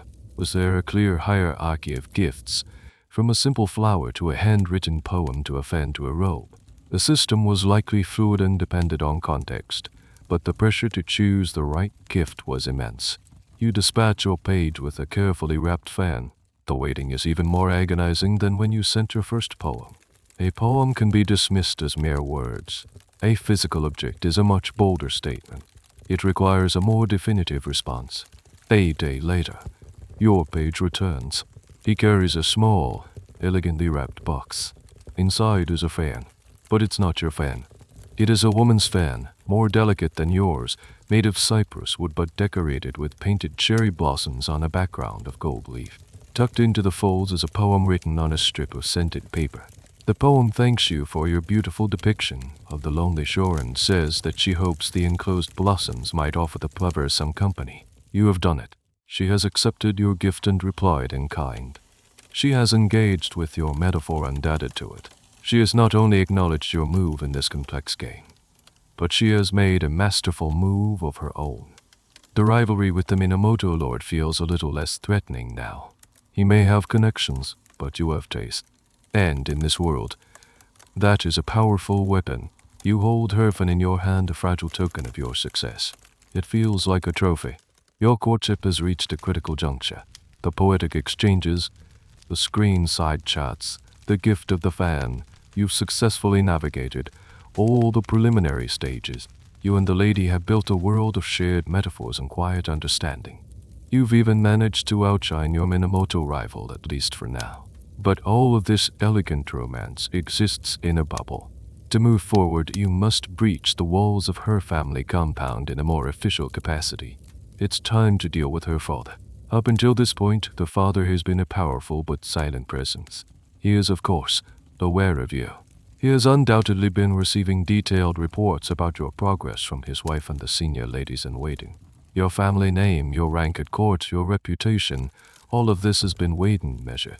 The courtship of his daughter is not just a romantic affair, it's a strategic one. A marriage is an alliance, a way to consolidate or expand a family's power and influence. Her personal feelings for you, while not entirely irrelevant, are secondary to the larger political and social calculus. You can't just request a meeting with him to ask for his daughter's hand. That would be shockingly blunt. The process is naturally far more subtle. The signal usually comes from him. He might, through an intermediary, invite you to a poetry judging party at his residence, or perhaps he'll ask you to join him for a game of Go, a strategic board game. The invitation will be casual, but the implications are enormous. It is your formal audition in front of the man who holds the keys to the kingdom. You receive such an invitation. The assistant minister of the rite requests your presence for a viewing of his prized collection of antique Chinese scrolls. Your stomach does a nervous flip. This is not about art. This is the final exam. You prepare for this meeting with even more care than you did for your first visit to the veranda. Your robes are the epitome of sober masculine elegance. Your scent is subtle and refined, nothing too flamboyant. You are no longer trying to be a romantic poet. You are trying to be a respectable, reliable future son-in-law. You arrive at the estate and are escorted not to the women's quarters, but to the main reception hall, a more formal public space. The assistant minister is there, a man in his late 40s with a shrewd, intelligent face. He is flanked by a few of his trusted retainers. The atmosphere is polite but charged. He greets you formally and begins to show you his scrolls. As he unrolls a magnificent landscape painting, he might ask you a seemingly casual question about the political situation in a remote province, or your opinion on a recent appointment at court. Your answers must be careful, intelligent, and diplomatic. He is testing your political acumen. He wants to know if you are a savvy operator or a naive idealist. He might then move on to a scroll of calligraphy and ask for your thoughts on the brushwork. He is testing your aesthetic judgment, a quality as important as political skill in this world. Can you hold your own in a conversation about art and culture? Are you a worthy intellectual companion for his highly refined daughter? This whole encounter is a delicate dance. You must show respect for his age and position, but you must also demonstrate your own confidence and worth. You need to be impressive without being arrogant. It is, in many ways, a far more difficult performance than wooing his daughter from behind a screen. With her, you could be a romantic hero. With him, you must be a serious man of the world. There's a long-standing historical debate about the father's role in these matches. The traditional view, influenced by Confucian ideals, is that the father's decision was absolute. He was the patriarch, and his word was law. However, more recent scholarship, drawing from female diaries and literary works, suggests a more complex picture. A beloved and strong-willed daughter could often exert significant influence on her father's decision. If she truly despised a suitor, even a politically advantageous one, she might be able to subtly sabotage the match. Conversely, if she was genuinely fond of a suitor, her enthusiasm could help sway a hesitant father. The question of who really chose is complex. It was likely a negotiation, a delicate balance of paternal authority and daughterly persuasion. One odd little detail of these meetings is that they were often semi-public. The father's retainers were there, and a host of other servants would be hovering in the background. Your performance was being noted by many. If you made a fool of yourself, word would spread through the capital's gossip network with terrifying speed. The stakes were not just personal. They were public. The meeting lasts for an hour. You discuss politics, art, and the weather. He never once mentions his daughter. You never once mention her. Her name is the ghost in the room, the subject that is on everyone's mind but can never be spoken. Finally, he signals the end of the meeting. He rolls up the last scroll and thanks you for your insightful comments. As you are leaving, he says something that seems completely random. The autumn maples should be at their peak in a few nights' time. They say the view from the eastern veranda is particularly fine. Your heart stops. The eastern veranda. Her veranda. He has just given you his permission. It is the most indirect, most elegant, most Heian way of saying yes. He has approved of you. The final barrier has fallen. The path is now clear for the most intimate and significant step of your courtship. The father's words echo in your mind, a quiet explosion that changes everything. The view from the eastern veranda is particularly fine. It's the most beautiful sentence you have ever heard. It's a key handed to you not by a blushing maiden, but by a shrewd, calculating politician. You have passed the test. With the father's implicit blessing, the nature of the invitations changes. They become more daring, more intimate. The next message you receive from her is not a formal poem, but a small, almost desperate-sounding note, perhaps attached to a wilting maple leaf, a perfect symbol of Mono no aware. The note itself is brief, almost cryptic. It might simply say, "The night watchman's drum is a lonely sound." You understand immediately. This is not an invitation for another screen-side chat. This is the invitation. It's a signal that she will be waiting for you, that the doors will be unlatched, and that you are welcome to visit her in her chambers after the household has gone to sleep. It is an invitation to spend the night. This was the pivotal moment in any Heian courtship. The clandestine night visit was the accepted, and indeed the only, way for a relationship to be physically consummated. There was no dating in the modern sense. A couple went from a series of highly formalized, non-physical encounters to a secret nocturnal union. It was an all or nothing proposition. The immense significance of the step cannot be overstated. For you, it is the culmination of months of effort. For her, it is a moment of supreme vulnerability and trust. By inviting you in, she is placing her reputation and her future in your hands. A secret visit that became public knowledge, before the relationship was formalized, could bring shame upon her and her family. Your preparations for this night are different. They are quieter, more practical. You choose your robes not for their spectacular color combinations, but for their dark, inconspicuous shades. You are not a peacock anymore, you are a shadow. You still perfume your robes, of course. The scent is now more important than ever, a signature in the dark. But the overall goal is stealth. The invitation itself is a fascinating piece of social custom. It was almost always initiated by the woman. For a man to presume he could make such a visit without a clear signal would be an outrageous, unforgivable insult. This gave the woman a significant amount of control over the timing and pacing of the relationship's physical progression. However, there is an ongoing academic discussion about the clarity of these signals. Was it always a clear-cut invitation? The literature is filled with ambiguous situations. A woman might send a lonely-sounding poem. The man might interpret it as an invitation. He shows up at her residence in the middle of the night, only to find the gates barred and the ladies in waiting refusing him entry, claiming a misunderstanding. Was the woman genuinely misunderstood? Was she testing his boldness? Or was she being deliberately ambiguous to maintain plausible deniability? This gray area of consent and intention is a rich field for scholarly debate, highlighting the complex agency of women within a restrictive system. Your invitation, however, feels unambiguous. The night watchman's drum is a lonely sound. It's a poetic complaint that only has one logical answer: your presence. You wait until the city has fallen into a deep slumber. The only sounds are the distant barking of a dog and the rhythmic clack of the watchman's wooden blocks. You don't take your ox-drawn carriage. That would be far too noisy and conspicuous. Instead, you set out on foot, accompanied by a single, trusted male attendant. You wear soft-soled sandals and perhaps even a wide-brimmed hat to obscure your face from any late-night travelers or city guards. The journey through the sleeping capital is surreal. The familiar streets are transformed into a maze of deep shadows and pale moonlight. Every snapping twig sounds like a thunderclap. Every rustle in the bushes could be a watchman, or, worse, a servant of your Minamoto rival, spying on your movements. The entire endeavor feels illicit, dangerous, and incredibly exciting.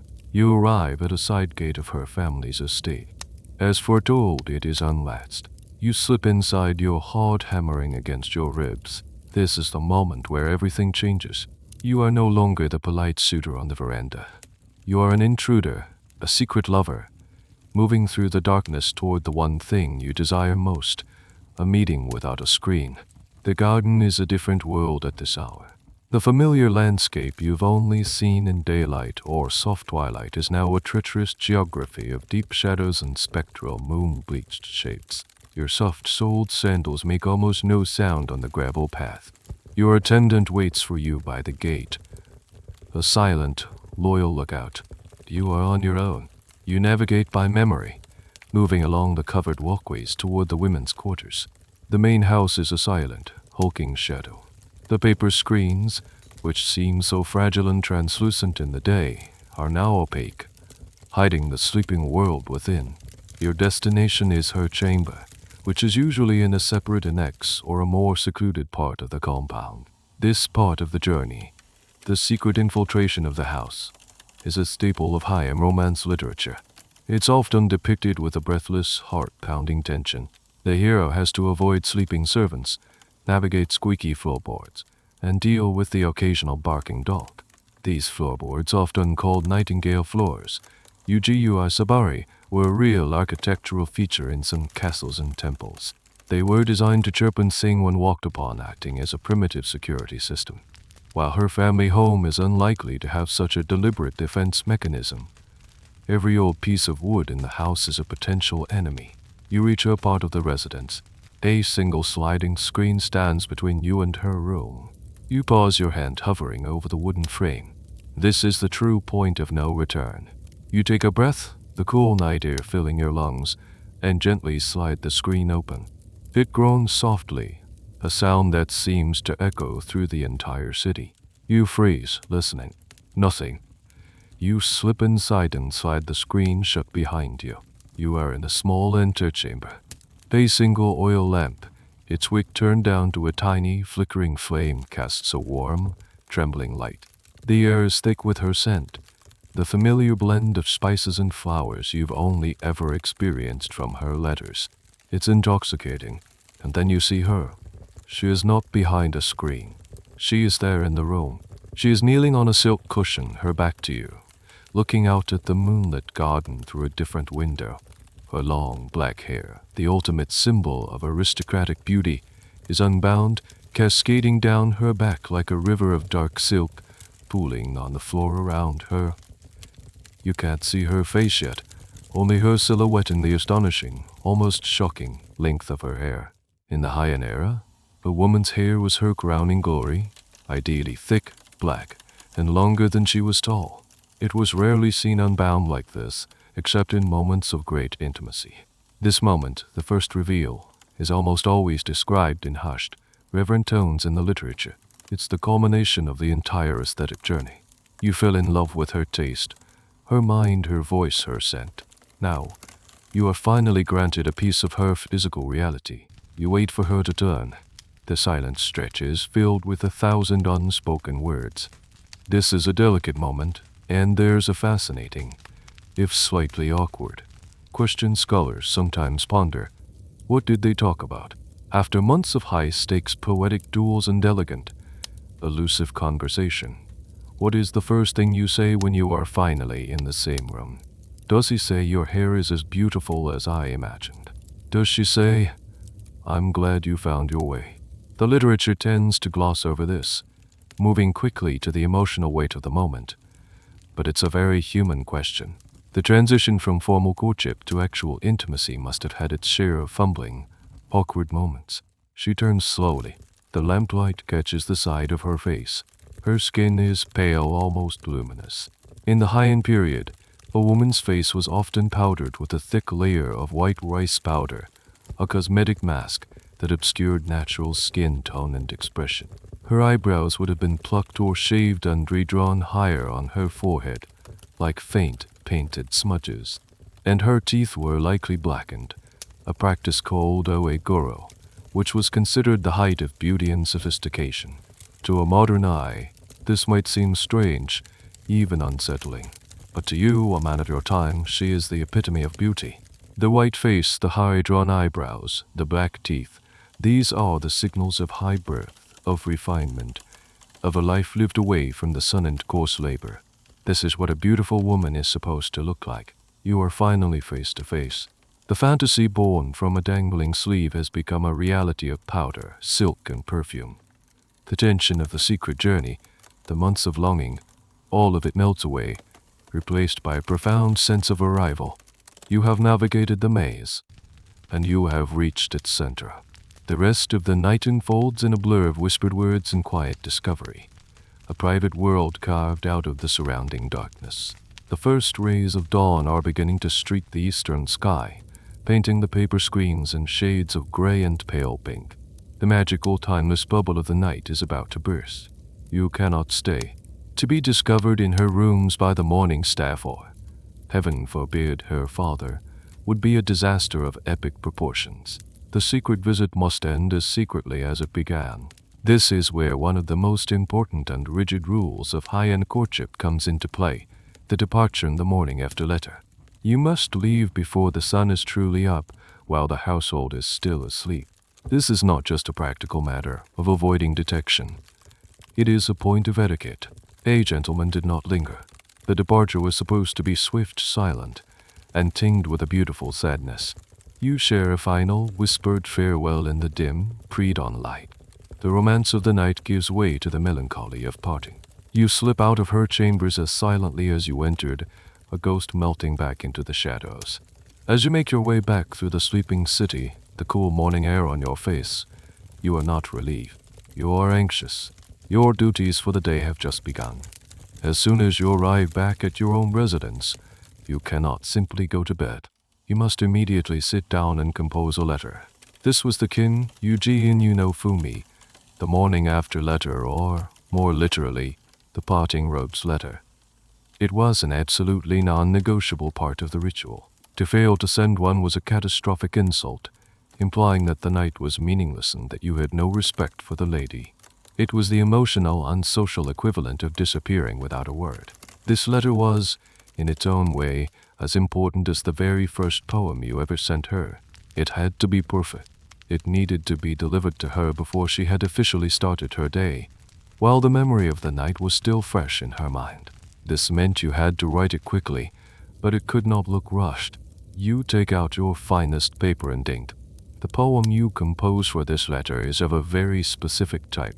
It must express the sorrow of parting and the longing to be with her again. It often focused on the contrast between the shared intimacy of the night and the lonely reality of the dawn. A classic example might be, "The crow's morning cry pulled me from a lovely dream back to this cold world. Was it your sleeve that I held, or just the fading moonlight?" The poem is wistful, romantic, and subtly reaffirms the beauty of the experience. It reassures her that the night was as meaningful to you as it was to her. You would then attach this poem to a fresh flower, perhaps a dew-covered morning glory or a chrysanthemum, something that speaks of the dawn.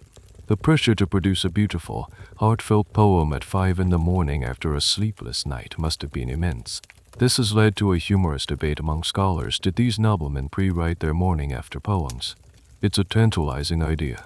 Did a particularly pragmatic suitor have a few elegant parting at dawn poems ready to go, just in case? While there's no direct evidence, it speaks to the performance anxiety that was woven into even the most intimate moments of life. The need to be constantly poetic and refined never ever stopped. Once the letter is written, folded, and scented, you summon your page. He is likely used to these early morning, high-stakes missions. He must rush this letter to her residence immediately. Her emotional state upon waking depended on the timely arrival of this note. She would wake up alone, perhaps feeling vulnerable or uncertain. The arrival of your beautiful, reassuring poem was the confirmation she needed. It validated the step she had taken and affirmed the bond between you. For her part, she was expected to reply promptly, sending back her own poem of longing and sorrow. This exchange of Genji and you poems was the final, crucial seal on the shared experience. It framed the physical encounter and the familiar, safe language of poetic emotion. It elevated a secret tryst into a beautiful literary event. You hand the letter to your page and watch him run off down the street. Only now, with the sun beginning to warm the sky, can you finally rest. But as you lie down, you are already composing her reply in your head, anticipating the next move in this endless, beautiful, and utterly exhausting game of love. You've done it. You successfully infiltrated the compound, spent the night, and dispatched your morning after poem with the speed and grace of a literary ninja. You receive her reply a few hours later, a delicate verse about the loneliness of the dew-soaked dawn, and you feel a profound sense of accomplishment. You have, by all measures, leveled up. Your relationship has been physically consummated. You are, for all intents and purposes, a couple. This leads to a rather pressing and, to a modern mind, completely baffling question: have you actually seen her face? The answer is, quite probably, no, not really. Think about the conditions of your visit. It was the middle of the night. The only illumination in her chamber was a single, tiny oil lamp, casting more shadows than light. The room was deliberately kept dim to create an atmosphere of intimacy and mystery. Furthermore, as a high-born lady, her face was likely still adorned with the thick, white rice powder makeup. In the flickering, uncertain light, this would have made her features even more indistinct, a pale, stylized mask. You might have seen the curve of her cheek, the line of her jaw, the shape of her eyes in a fleeting, shadowy impression. But a clear, well-lit view of her natural face, it is highly unlikely. The aesthetic of the time did not prioritize or even value the kind of facial recognition we take for granted. The big reveal was not about seeing a person's unadorned face. The reveal was her unbound hair, her presence without a screen, the intimacy of being in her private space. This concept is one of the hardest things for modern audiences to grasp. We are so used to attraction being tied to a specific face. For the Heian noble, attraction was built on a composite of qualities: taste, handwriting, poetic skill, voice, scent, and the elegance of a silhouette. The face itself was just one small, and not particularly important, part of the package. It was an accessory to the person, not the core of their identity. The literature of the period reflects this. When men in the tale of Genji or other stories describe women they are in love with, they rarely offer detailed facial descriptions. They will spend pages describing the woman's robes, the grace with which she holds a brush, the sound of her koto playing, or the brilliance of her poetry. The face is often mentioned only in passing, if at all. Prince Genji falls in love with one woman simply by hearing her play the koto from another room. He is obsessed with her for years before he ever even tries to see what she looks like. This has led to a fascinating academic discussion. Did this de-emphasis on facial features lead to a different standard of beauty, or did it simply create immense anxiety about the face-to-face moment when it finally happened? What if, after months of falling in love with a woman's soul, you finally saw her in broad daylight and found her features to be, by the standards of the time, plain? Did it matter? The answer seems to be, for the most part, no. The emotional and intellectual connection had already been forged. The romance was built on a foundation of aesthetic compatibility. To reject a woman at that stage because you didn't find her face pleasing would be the mark of a shallow and unrefined man. It would be like refusing to read a brilliant book because you didn't like the cover art. Still, human nature being what it is, there must have been a certain curiosity, a nagging desire to know what your beloved truly looked like. There are comical stories from the period about men's attempts to finally get a good look. One tale describes a man who, after being with a woman for some time, pretends to be asleep one morning just to see her wake up and go about her morning routine in the growing daylight. His trick is discovered and she is mortified and angry, not because he saw her, but because he had resorted to such an untale of Genji-like, clumsy deception. So, as you go about your day at court, you carry with you a memory of the night. It's a collage of sensory details, the scent of her perfume, the whisper of her silk robes, the impossible softness of her hair, the musicality of her voice in the darkness. You have a detailed portrait of her in your mind, but it is a portrait without a clear face. It's a strange, impressionistic kind of love. You are in love with the idea of her, an idea that has been confirmed and deepened by a physical encounter. But she remains, in some fundamental way, a beautiful mystery. And in the aesthetics of your world, that is the most romantic thing of all. Your successful night visit and the flawless execution of the morning after poem have unlocked the next level of the game. But a single night does not a marriage make. In fact, your relationship is still in a fragile, unofficial state. To solidify your bond and make it socially recognized, you must now adhere to one of the most specific and symbolic rules of the entire courtship process, the third night rule. The custom dictated that after the first visit, the man was expected to return for the next 2 consecutive nights. This series of 3 visits was a powerful, nonverbal declaration of serious intent. 1 visit could be dismissed as a fleeting fancy, a moment of passion. 2 was a promising sign. But 3 consecutive nights, that was a commitment. It was the Heian equivalent of changing your relationship status on social media. So on the second night, you repeat the process. You slip away in the darkness, navigate the sleeping estate, and are welcomed into her chambers. The atmosphere is different now. The nervous, electric tension of the first night has been replaced by a softer, more comfortable intimacy. The conversation is easier. The silence is more relaxed. You are building a shared history. The morning after ritual is repeated. You depart before dawn, and you send another beautiful, aching poem about the sorrow of parting. She replies with one of her own. This exchange is now a cherished routine, the poetic punctuation to your nocturnal meetings. Then comes the third night. This visit is laden with significance. Everyone knows what it means. Her attendants know. Her parents know. Your servants know. The successful completion of this third visit will transform your relationship from a secret affair into a de facto marriage, at least in its initial stages. The pressure is immense. What if something prevents the third visit? An unlucky astrological forecast, a sudden illness, an urgent summons from the emperor, any number of things could interrupt the sequence. If the 3-night continuum was broken, it was considered a very bad omen. It could be interpreted as a sign that the union was not favored by the gods, or worse, that the man was having second thoughts. This could cause a major crisis of confidence and might even lead to the lady's family calling the whole thing off. This third night rule is a fascinating custom for historians to unpack. Why 3 nights? The number 3 has symbolic weight in many cultures, often representing completion or stability. Some scholars argue it was a probationary period.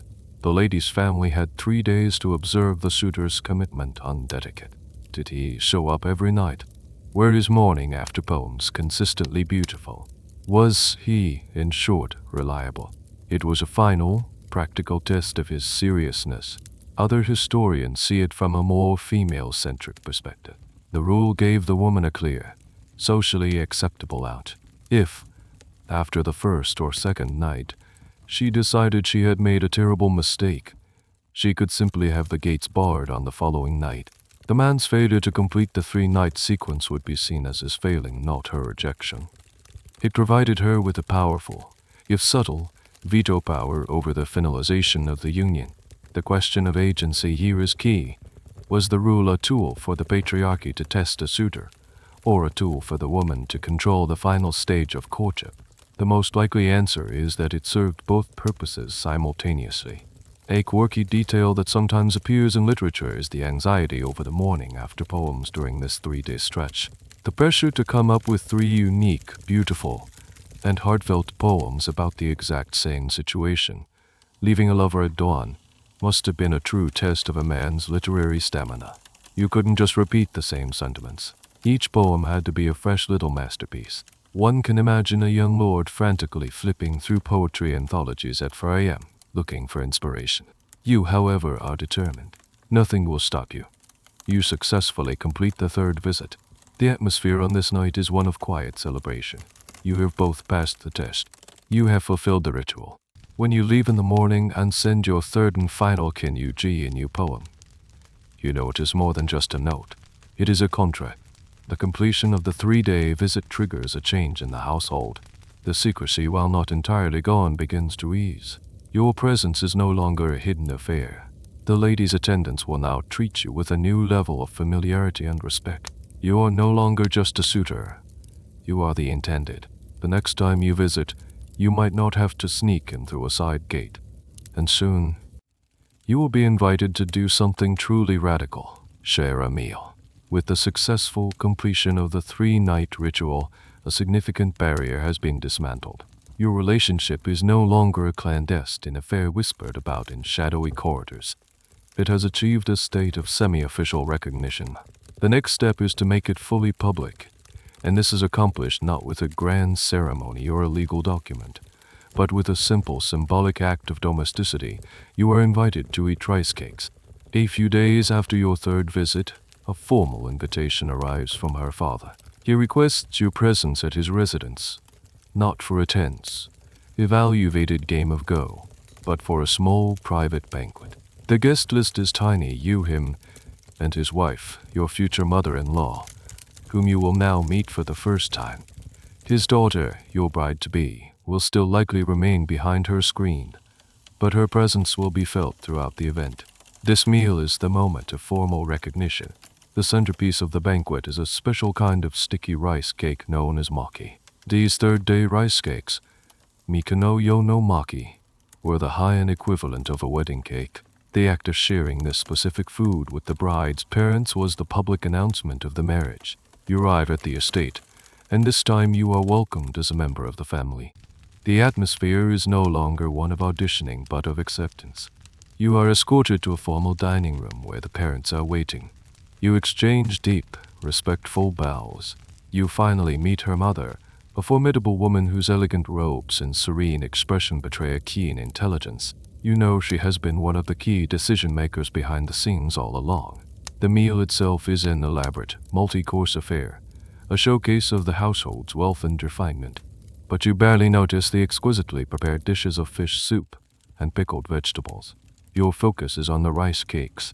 When the servants bring them out on a beautiful lacquer tray, a palpable sense of significance fills the room. Her father makes a short, formal speech, welcoming you to the family. You eat the sticky, slightly sweet rice cake, and with that simple act, you are married. This tradition of the marriage-confirming rice cakes is a fascinating subject for cultural historians. Why rice cakes? Rice was the foundation of the Japanese ambience diet, a symbol of wealth, life, and fertility. Maki, made from pounded glutinous rice, is sticky, representing the binding together of the two families. The sharing of this symbolic food was a powerful ritual that needed no complex legal framework. The entire court would hear about the banquet the next day, and that was all the confirmation anyone needed. A rather charming and humanizing detail about this event is the potential for awkwardness. This was often the first time the groom would have a proper, extended conversation with his new in-laws. Imagine trying to make small talk with a powerful court minister while simultaneously attempting to eat a very sticky rice cake with chopsticks without looking like a fool. The potential for social mishaps was high. The chronicles of the era tend to focus on the poetry and romance, but one can only imagine the silent, internal panic of a young man trying to impress his new father-in-law while wrestling with a stubborn piece of maki. The question of whether the bride participated in this feast is a point of academic debate. In most formal accounts, she remains hidden. Her acceptance of the union is implicit. However, some literary sources hint at more informal celebrations where the bride might join the meal, though still remaining partially obscured or maintaining a demure silence. It likely varied depending on the family's level of formality and the specific circumstances. After the meal, and before you depart, a series of gifts are exchanged between the families. Your family would have sent chests filled with sumptuous silks, rare books, or other valuable items to her family. Her family, in turn, would present you with gifts, often including a new set of formal robes and a sword, symbols of your new status as a protector of their daughter. You leave the estate that evening in a completely new role. You are no longer a suitor, a secret lover, or a candidate. You are a husband. The long, intricate, and often maddening dance of courtship is finally over. You have won the prize. But as you settle into your new reality, you will soon discover that marriage in Heian Kyo is not the end of the story. In fact, it's the beginning of a whole new set of complex rules and expectations. You are a husband. The word feels solid, substantial. You've completed the labyrinthine courtship, you've eaten the symbolic rice cakes, you've been formally welcomed by the family. The game, you assume, is won. You imagine a new life of domestic bliss, of waking up next to your wife, of sharing quiet mornings without the need for clandestine journeys or frantic poetry composition. And then, after the celebratory banquet, you are politely escorted to the gate. Your own attendant is waiting for you. It's time to go home, to your own home.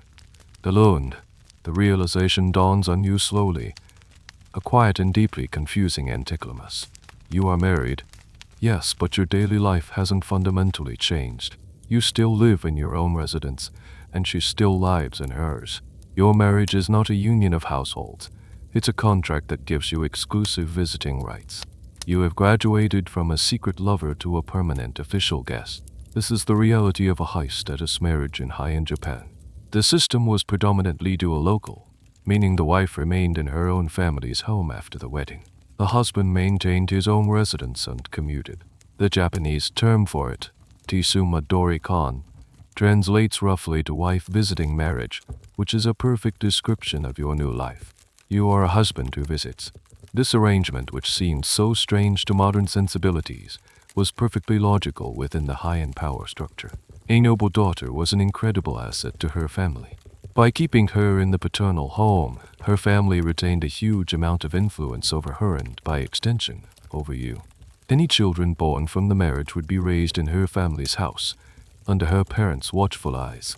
This strengthened the maternal family's lineage and power, a crucial strategy for clans like the Fujiwara, who famously used their daughters to control the imperial succession for centuries.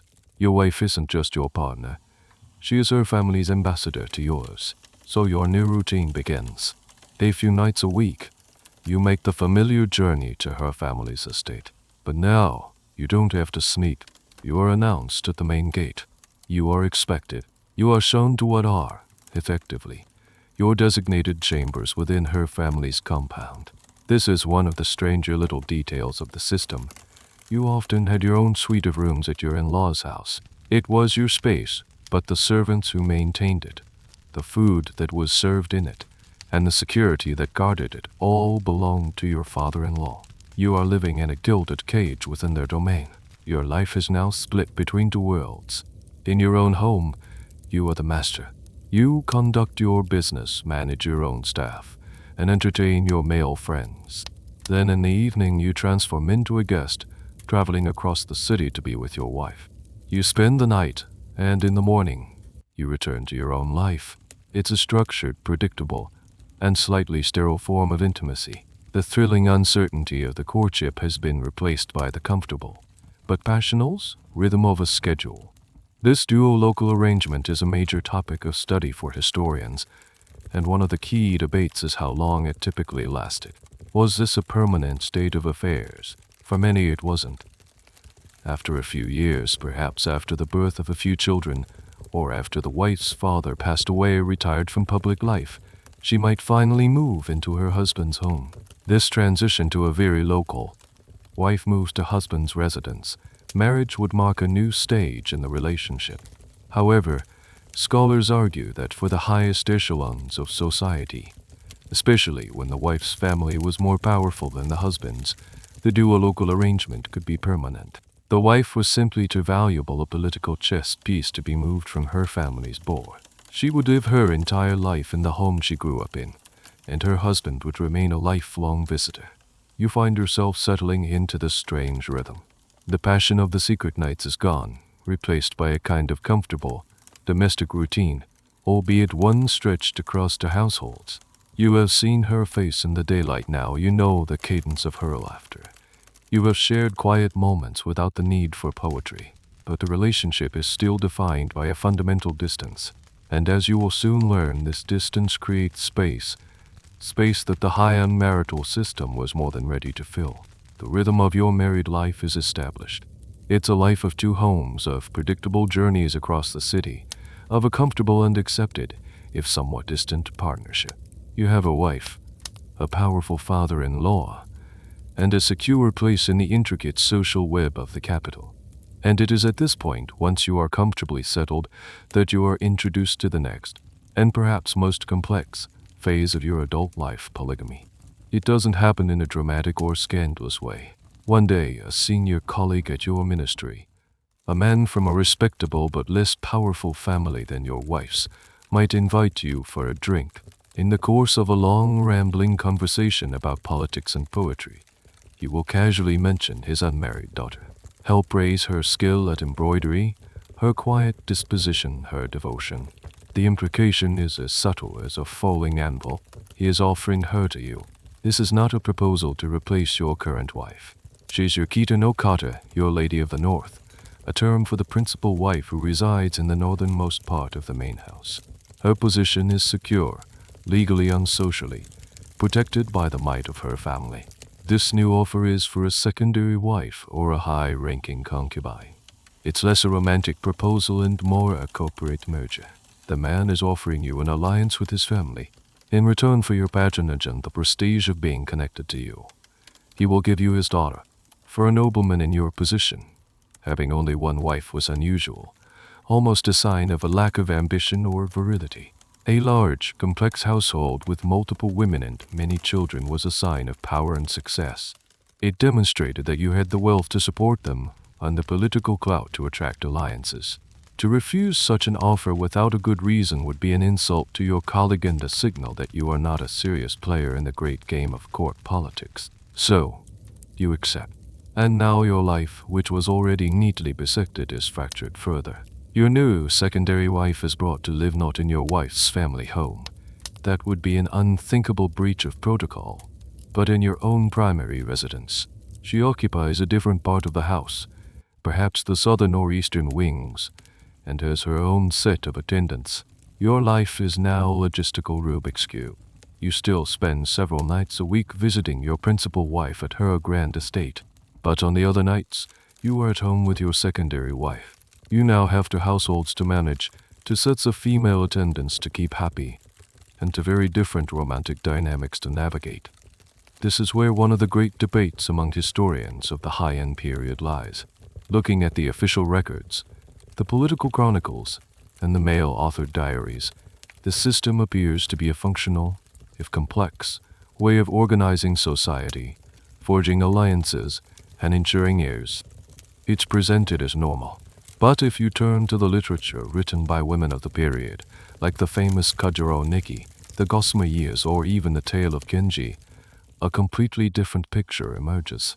These texts are filled with the profound sadness, jealousy, and bitter loneliness of women waiting for a husband who may or may not visit that night. The Kajuro Nikki is essentially a 20-year account of a secondary wife's unhappy marriage, a litany of nights spent waiting, of hearing her husband's carriage pass by her gate on its way to another woman's house, of composing bitter poems about her neglect. So, which is the true story? Was the system a stable social structure as the official histories suggest? Or was it a source of constant, private misery for the women trapped within it, as their own writings attest? The truth is almost certainly that it was both. It was a functional political system built upon a foundation of female emotional sacrifice. One of the more peculiar and telling details of this system was the intense, unspoken rivalry that often existed between the different sets of attendants. The ladies-in-waiting of the principal wife would look down on the secondary wife and her staff. The secondary wife's attendants, in turn, would be fiercely protective of their mistress, looking for any sign of a slight. You, the husband, are caught in the middle of this cold war of etiquette and prestige. A gift you give to one wife will be intensely scrutinized and compared to a gift you give to another. A compliment you pay in one house will be reported back to the other. You are no longer just a husband. You are a politician, a diplomat, and a manager of delicate egos. Your primary duty is to keep the peace, especially with your principal wife and her powerful family. You must constantly reassure her of her supreme position. Your visits to her must remain consistent. Your morning after poems, if you spend the night, must still be of the highest quality. Any perceived slight could have disastrous political consequences. Your once romantic life has now become a complex balancing act, a schedule of duties and appearances.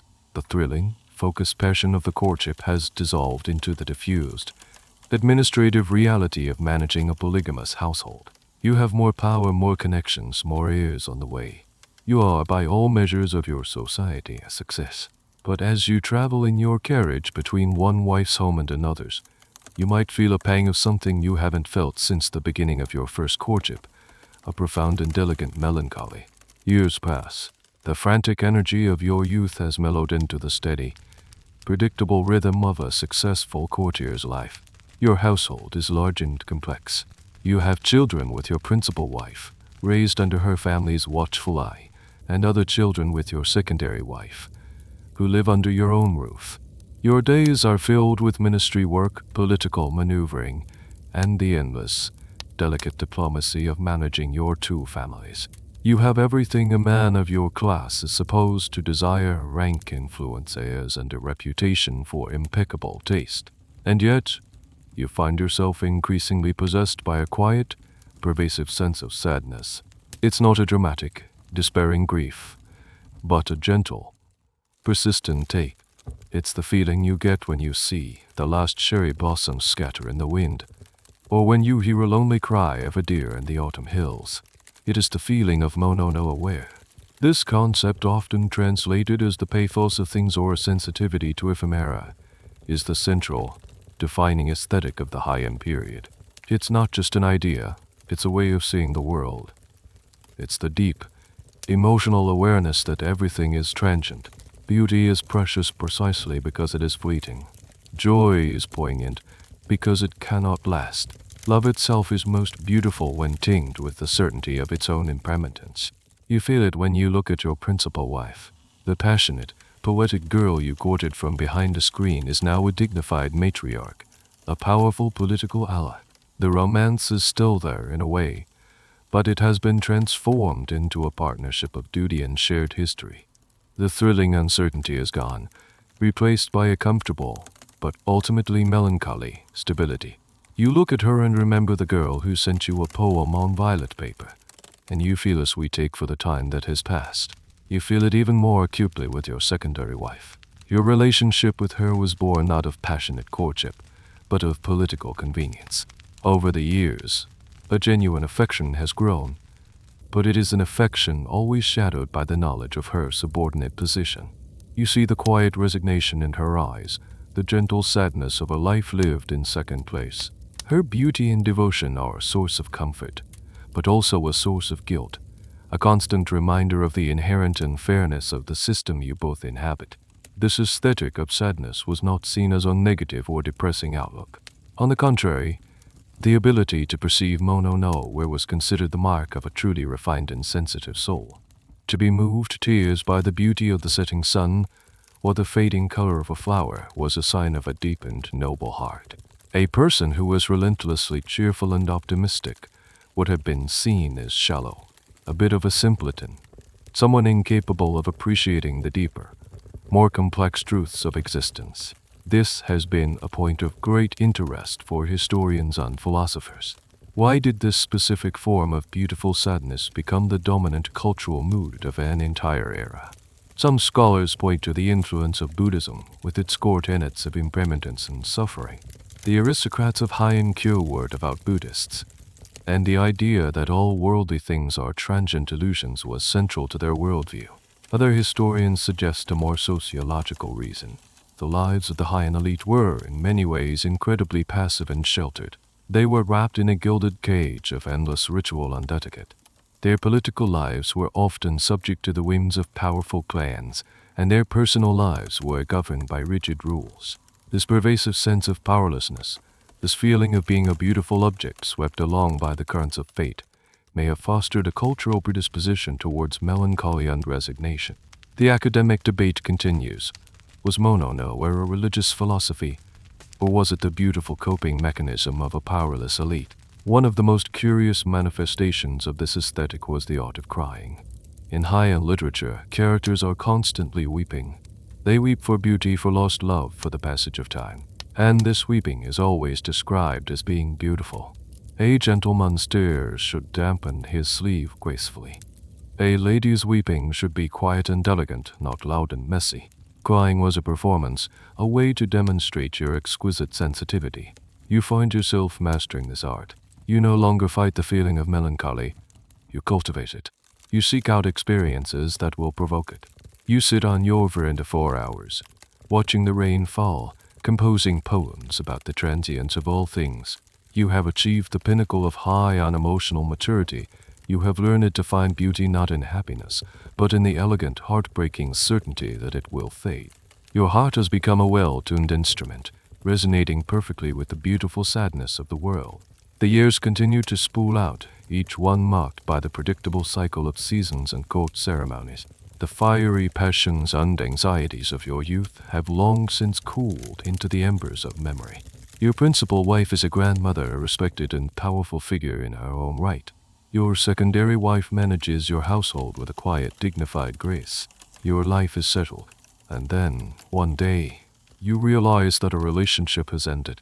There is no dramatic confrontation, no tearful farewell, no final, bitter argument. A Heian breakup, especially for a long-standing secondary relationship, was rarely a clean break. It was a slow, graceful, and deeply sad process of fading away. It was a masterpiece of passive aggression and unspoken understanding. Perhaps the relationship that ends is with a younger consort you took on in your middle years, a woman with whom you shared a genuine, if fleeting, affection. It begins subtly. Your visits, which were once frequent, become less so.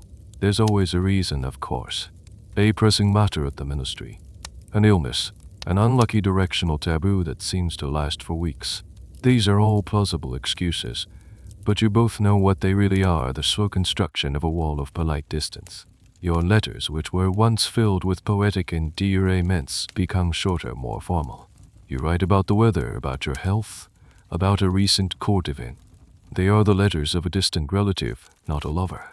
She, in turn, replies with a matching formality. Her poems are no longer filled with longing, but with a beautiful, resigned sadness. She might send you a verse about an abandoned garden in autumn, a perfect, poignant metaphor for her own situation. She is signaling that she understands. This process of estrangement by etiquette was the accepted way to end things. To formally cast a woman aside, especially one who had borne you children, would be a cruel and socially damaging act. It was considered far more elegant and compassionate to simply let the relationship wither on the vine. You slowly withdraw your presence, your affection, your financial support, until the connection exists only in name. This gradual fade out is a central theme in many Heian texts, and it raises complex questions for historians. Was this method truly more compassionate, or was it a form of emotional torture, leaving women in a state of limbo for months or even years? From the male perspective, it avoided a messy confrontation and allowed him to preserve his reputation as a man of sensitivity. But for the woman, it must have been an agonizing experience. Every night she would wait, wondering if this was the night you would return. Every polite, impersonal letter was another small cut. The silence was likely more painful than any angry word. One of the strangest and most poignant details of this process involved the children. If the woman had borne you sons, you would likely continue to support them and oversee their careers. You might even move them into your main household to be raised. But the woman herself would be left behind, a lonely figure in a now too quiet house. Her primary connection to you severed. Her value as a romantic partner had expired, but her role as the mother of your children was a permanent if painful bond. The academic debate here often centers on the economic realities for these abandoned women.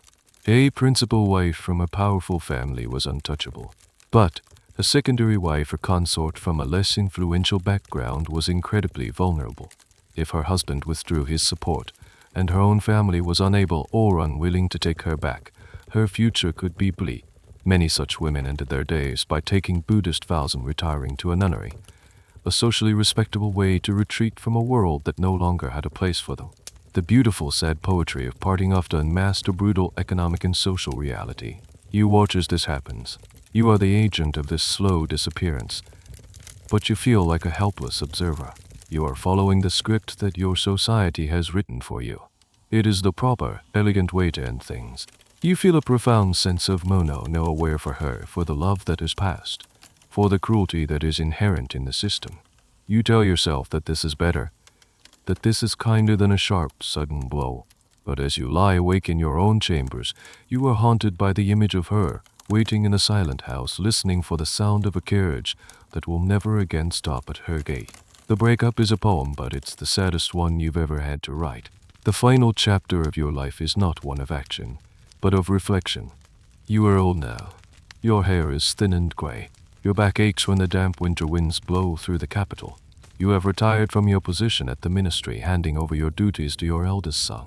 Your principal wife passed away some years ago, an event marked by a year of solemn, prescribed mourning and an endless stream of condolence poems. Your life has become a quiet pond, the ripples of your youth long since stilled. You spend your days in a small, secluded pavilion in your garden, attended by a few loyal, aging servants. Your time is your own, a luxury you have never truly known before. And what you do with this time is what so many of your peers did. You begin to write. You take out your inkstone and a fine brush, and you begin to record your memories. You write about the thrill of your first courtship, the agonizing wait for a reply to a poem.